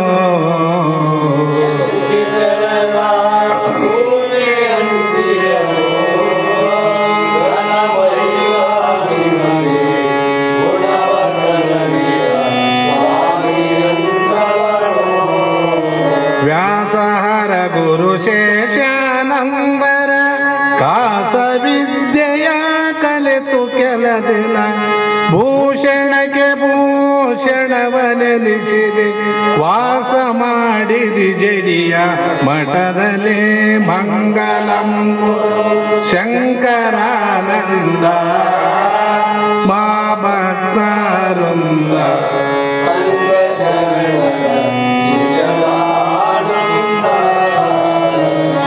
ಒಡವಿಯೋಳ್ ವೇದಾಂತ ಒಡೆಯನೋ ಜಡಿದೇವಾನಿವನು ನುಡಿದ ತತ್ವಂ ಮಶಿಯ ವಾಕ್ಯವನು.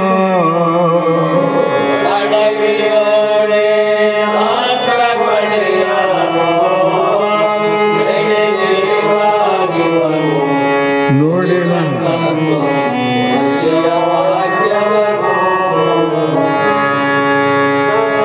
ಎಂದಲಿ ಸುರಿದ ಅಮೃತ ಕರ್ಣದಲ್ಲಿ ಕೃಪೆ ಮಾಡಿಕೊಂಡು ಪರಮಹಂಸನಾಗಿ ಭೂವರ ತರಣಿ ತಾರಿಪನೋಗ್ಯ ದೀಶಗೆ ಮಂಗಲಂ ಗುರು ಶಂಕರಾನಂದ ಮಾ ಭಕ್ತವೃಂದ ಮಾ ಭಕ್ತವೃಂದ ಮಾ ಭಕ್ತವೃಂದ ಸಂಘ ಶರಣರ ನಿಜದಾನಂದ. ಹರ ಓಂ ಚೈತನ್ಯಂ ಶಾಶ್ವತಂ ಶಾಂತಂ ವ್ಯೋಮಾತೀತಂ ನಿರಂಜನಂ ನಾದಬಿಂದು ಕಲಾತೀತಂ ತಸ್ಮೈ ಶ್ರೀ ಗುರವೇ ನಮಃ. ಶ್ರೀಮಜ್ಜಗದ್ಗುರು ಸಿದ್ಧಾರೂಢ ಸ್ವಾಮಿ महाराज की, श्री सद्गुरु शिवपुत्र स्वामी महाराज की, श्री सद्गुरु बसवानंद स्वामी महाराज की, श्री सद्गुरु अभिनव गुरु महाराज की, सकल साधु संत महाराज की जय मंगलम जय नमः पार्वती।